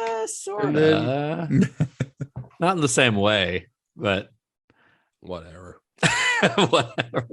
I mean, yeah, any Arnold movie would be good. I mean, you could also do Terminator 3 if you wanted to, or Terminator Dark Fate, or what, if you want to see the return of Linda Hamilton. With mine, I'm actually going to disagree with you, Justin. I think if anybody really wants something that goes perfectly with Terminator 2, and we usually do break away from the franchise. Sequels, yeah. But I got to say, if you haven't seen the Sarah Connor Chronicles, you absolutely need to. I think the Sarah Connor Chronicles is the best follow-up to Terminator. If you enjoy the world, and we spoke at great length about the world that James Cameron, really built and expanded with these first two movies, this is chapter 3. And it's good. You get to see some of those really fun details, the things that really make T-1000 scary kind of come to the surface. You see, the ramifications of Kyle Reese's involvement in the, when he first came back, and, all of these things playing out, and John Connor growing up. He's not in his 20s yet, but he's dangerously close to being this young man, and Sarah just desperate to protect him, and it all just plays out, and it was so good, and I was so brokenhearted when it was canceled. Every part of your description right now makes me fucking pissed off. Like, it makes me think I'm gonna hate everything about it. It's like, it's so good, Gary. None of this makes sense. No, it is really outstanding. It is it only ran for 2 seasons. Lena Headey, who probably is best known as Cersei from Game of Thrones, she plays Sarah Connor in it. Thomas Dekker plays John Connor, who was in Heroes, I think was the only other thing I know him from. But Summer Glau, who I love from Firefly and stuff, she's in it. Brian Austin Green, I think, is in it, if I remember right. Oh, yeah. And Garrett Dillahunt, who's one of my favorite character actors, plays a Terminator in it, and he's like a T-888 or something like that, and he's awesome. And here, the person who really surprised me in that show, Shirley Manson, lead singer of Garbage, is in it, and she's like a T8, she's like a T-1000 type. She's like a shape-shifting Terminator, and she's so good in it. She's great. It's a great show. Honestly, I was also very bummed when it got canceled, because like I said, it's only like 2 seasons, but it's worth checking out. I think. Thanks, I think Fox. Yeah. Fuck you, Fox. But I would agree with you. I mean, that's, it's not exactly double feature because it's a 30 some odd episodes of a TV show, but it's an outstanding show. I think. Yeah, it's the best continuation of the lore that we've gotten. Yeah, and to be honest, I tried to think of something outside the franchise that really paired well with this, and nothing really was just like, oh, that's perfect. Right. I mean, like Gary said, aside from another Arnold movie, like there's not really anything that stacks up to this. I mean, obviously, like Total Recall and Terminator 2 would be a great double feature. Like that'd be a good night on the couch, right? Yeah. But what do you have, Gary? Other than, do you have just other than another Terminator movie? Is that just where you're going? I mean, I just think this movie. is like an Arnold thing. Like I would say Arnold overpowers everything on this one. Yeah, I mean, I get that. I had a hard time coming up with something for this one, but I kind of wish I hadn't like blown the load on Terminator 2 Shocking Dark, which I mentioned in our Terminator episode, because I legitimately love that movie, and Lady Terminator I legitimately love. But if I'm going to pick another one and sticking with the kind of low budget, like,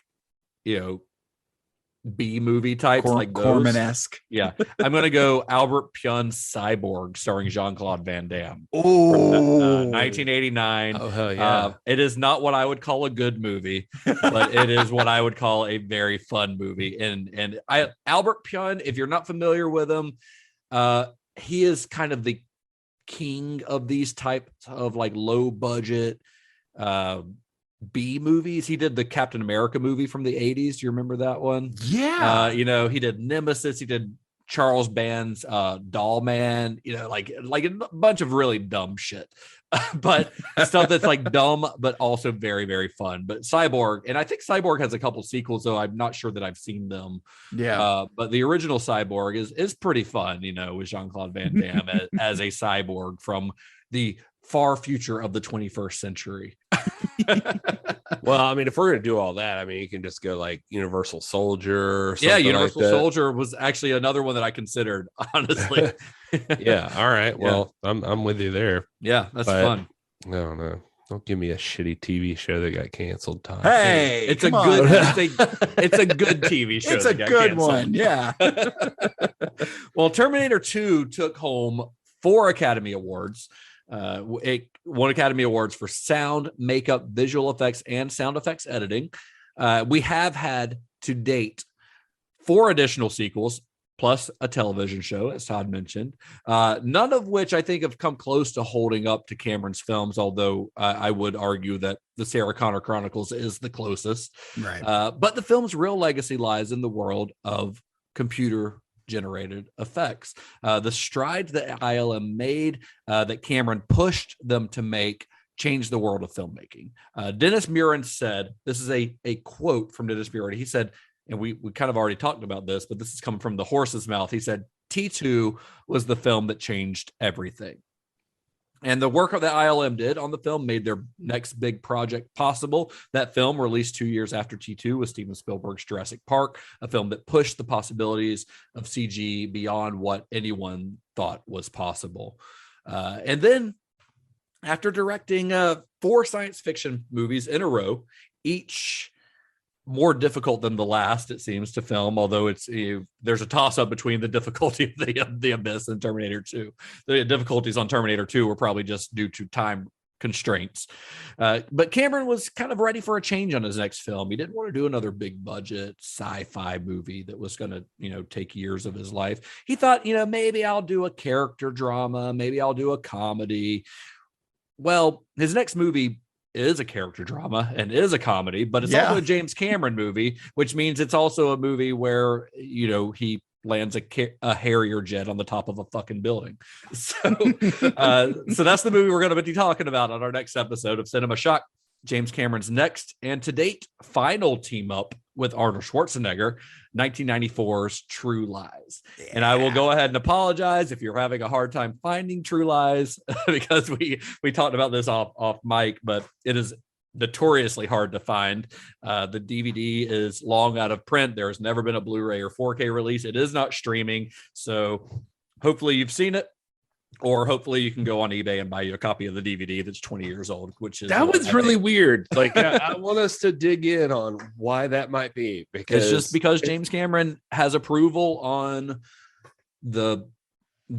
on his home video releases and on the transfer, and he's got other things on his mind, like making a bunch of new Avatar movies. So that's it's kind of garbage that these movies are out there, and I don't know. It's wild to me that it's not at least streaming or something, but you should at least have like the standard definition version streaming somewhere. I mean, Jesus. Yeah. Like the movie is The Abyss was that way too. That time. Yeah, but I feel like, as far as my memory goes, True Lies was bigger than the Abyss. Was huge. Yeah, absolutely. And so I don't know. It's just weird. As far as the Terminator franchise goes, I guess, according to that New York Times article, he had something to do with Dark Fate. I didn't know anything about that. He executive produced it. Yeah, that's the first Terminator movie, I think, since Terminator 2 that he's had any direct involvement in, but he was an executive producer on that one. I don't think he wrote it or anything. Tim Miller, the guy who did Deadpool, directed it, but I saw some stuff with Wisher and him talking about, like by the time Terminator 3 was rolling around and some of that interview stuff.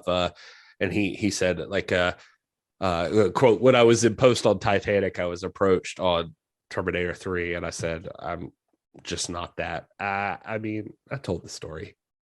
He said that after part 1 too. So. Yeah, he did. Somebody offered him enough money. Yeah, so I guess they just gotta find the way. But now he doesn't need the money as much, I guess. Wisher said that their goal was they wrapped it with there was no quote, there are no back doors in this film. We wrote this movie so that the fat lady sings, which is, that was from Fangoria, I guess, in an interview he did. But, I guess you say that and you'll find a way if the cash is right. But right. Now he's at a point where he doesn't need that, so he can do whatever he wants. So anyway, True Lies is going to be our next episode. I hope you guys can find a copy of it, watch along with us. Maybe if you're listening to this, episode a couple years down the line and not listening to it right when it comes out, then that will have been remedied and you'll be able to find a badass 4K restoration of it. But can I give props to Bill Wisher, by the way, real quick, to say that but besides just the obvious props that Terminator 2 and Terminator and all that shit's good. Just that people tried in multiple interviews to ask him about what he thought about future Terminator movies. And he definitely in every one says, I have a rule. If my pen didn't go to paper about this movie, I don't have anything to say about it. That's a good rule. Yeah.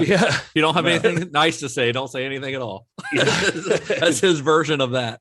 Yeah. I was like, wow, props to that guy. He doesn't get himself into any shit. No, that's the way to live your life right there. Right. I like that. Well, that's it for this episode of Cinema Shock. Where can you gentlemen, and I use the term loosely, be found on the internet? Well, it turns out your mom is loosely on everything she does too. So, no. I'm at This Is Gary Horne. You can find me there or on Justice Mom's OnlyFans or no, I'm sorry. I respect Justin and his family. So. Yeah, her birthday was yesterday. To show such a respect. What's wrong with me? Where was he? Who do you think popped out of that cake, Justin? No.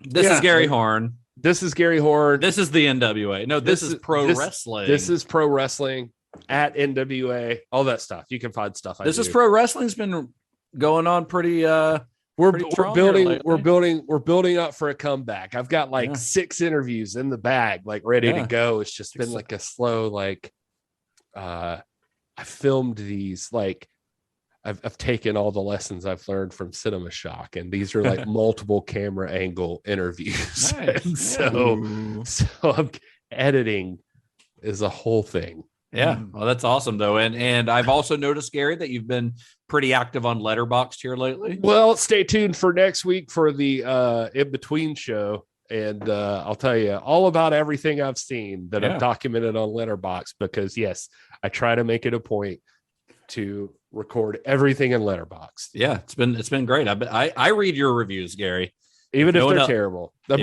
not the best writer in the world or anything, but I'm trying to be honest now. Yeah, you get your views across. How about you, Todd? Not using Letterboxd. That's on my list of things I need to improve. But yes, it's a long list. Yeah, it's a very long list and getting longer by the day. If you enjoyed some of our Star Trek chat earlier in this episode, check out my podcast, the Computer Resume podcast, where we cover the entire Star Trek franchise in chronological order, with seemingly endless rotating panel of guests from comedians and actors and musicians and writers and DIYers. I'm sorry. And podcast hosts. Yes. And podcast hosts, including just recently recorded an episode with Mr. Justin Bishop. Gary has been on the show. Well, both Gary and Justin have both been on the show. It makes sense now, though, why I got the text message the other day that the no skip function on the intro to Discovery or not Discovery, Enterprise. Was, still mad about it. But you can find the Computer Resume podcast at Computer Resume on all of the socials. Please, if you enjoy it, please consider supporting us on Patreon. Our Patreon page is up, is live. We actually have a supporter. So Oh, we're gonna do it one at a time. If I have to go knocking on doors. Hey, you know, we might have a Patreon for Cinema Shock one of these days too. We've got some ideas. Absolutely. And you can also find me at Mr. Todd A. Davis on Facebook, Twitter, Instagram, Letterboxd, Discord, and D&D Beyond. Hey. And I am at Justin_Bishop. You can find me on Twitter, Instagram, and Letterboxd. You can find the show at Cinema_Shock on Twitter and Instagram. We're also on Facebook. We're also on Discord. Go to cinemashock.net. You can find all of our episodes, all of our series. You can find a link to our Discord. You can find a link to our Threadless shop where you can buy your own Cinema Shock t-shirts and such. Until next time. May the wings of liberty never lose a feather. And be excellent to each other. No. You got to listen to the way people talk. You don't say affirmative or some shit like that. You say no problemo. And if someone comes on to you with an attitude, you say eat me. And if you really want to shine them on, it's Johnny has the keys. Your voice, you didn't have quite enough prepubescent screech to your voice. It's because I'm a 40-year-old man. My balls touch the water, Justin. My balls touch the water. I'm not going to be able to sound like Edward Furlong.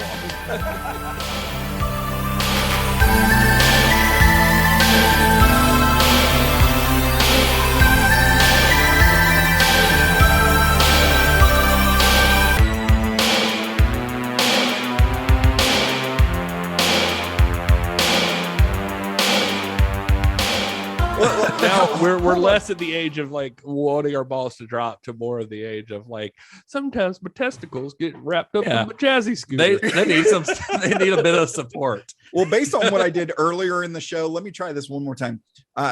No. You gotta listen to the way people talk. You don't say affirmative or some shit like that or some shite like that. You say no problemo. And if someone comes on to you with an attitude, you say eat me. And if you want to shine them on, Johnny has the keys. That's John O'Connor. Thank you. John O'Connor.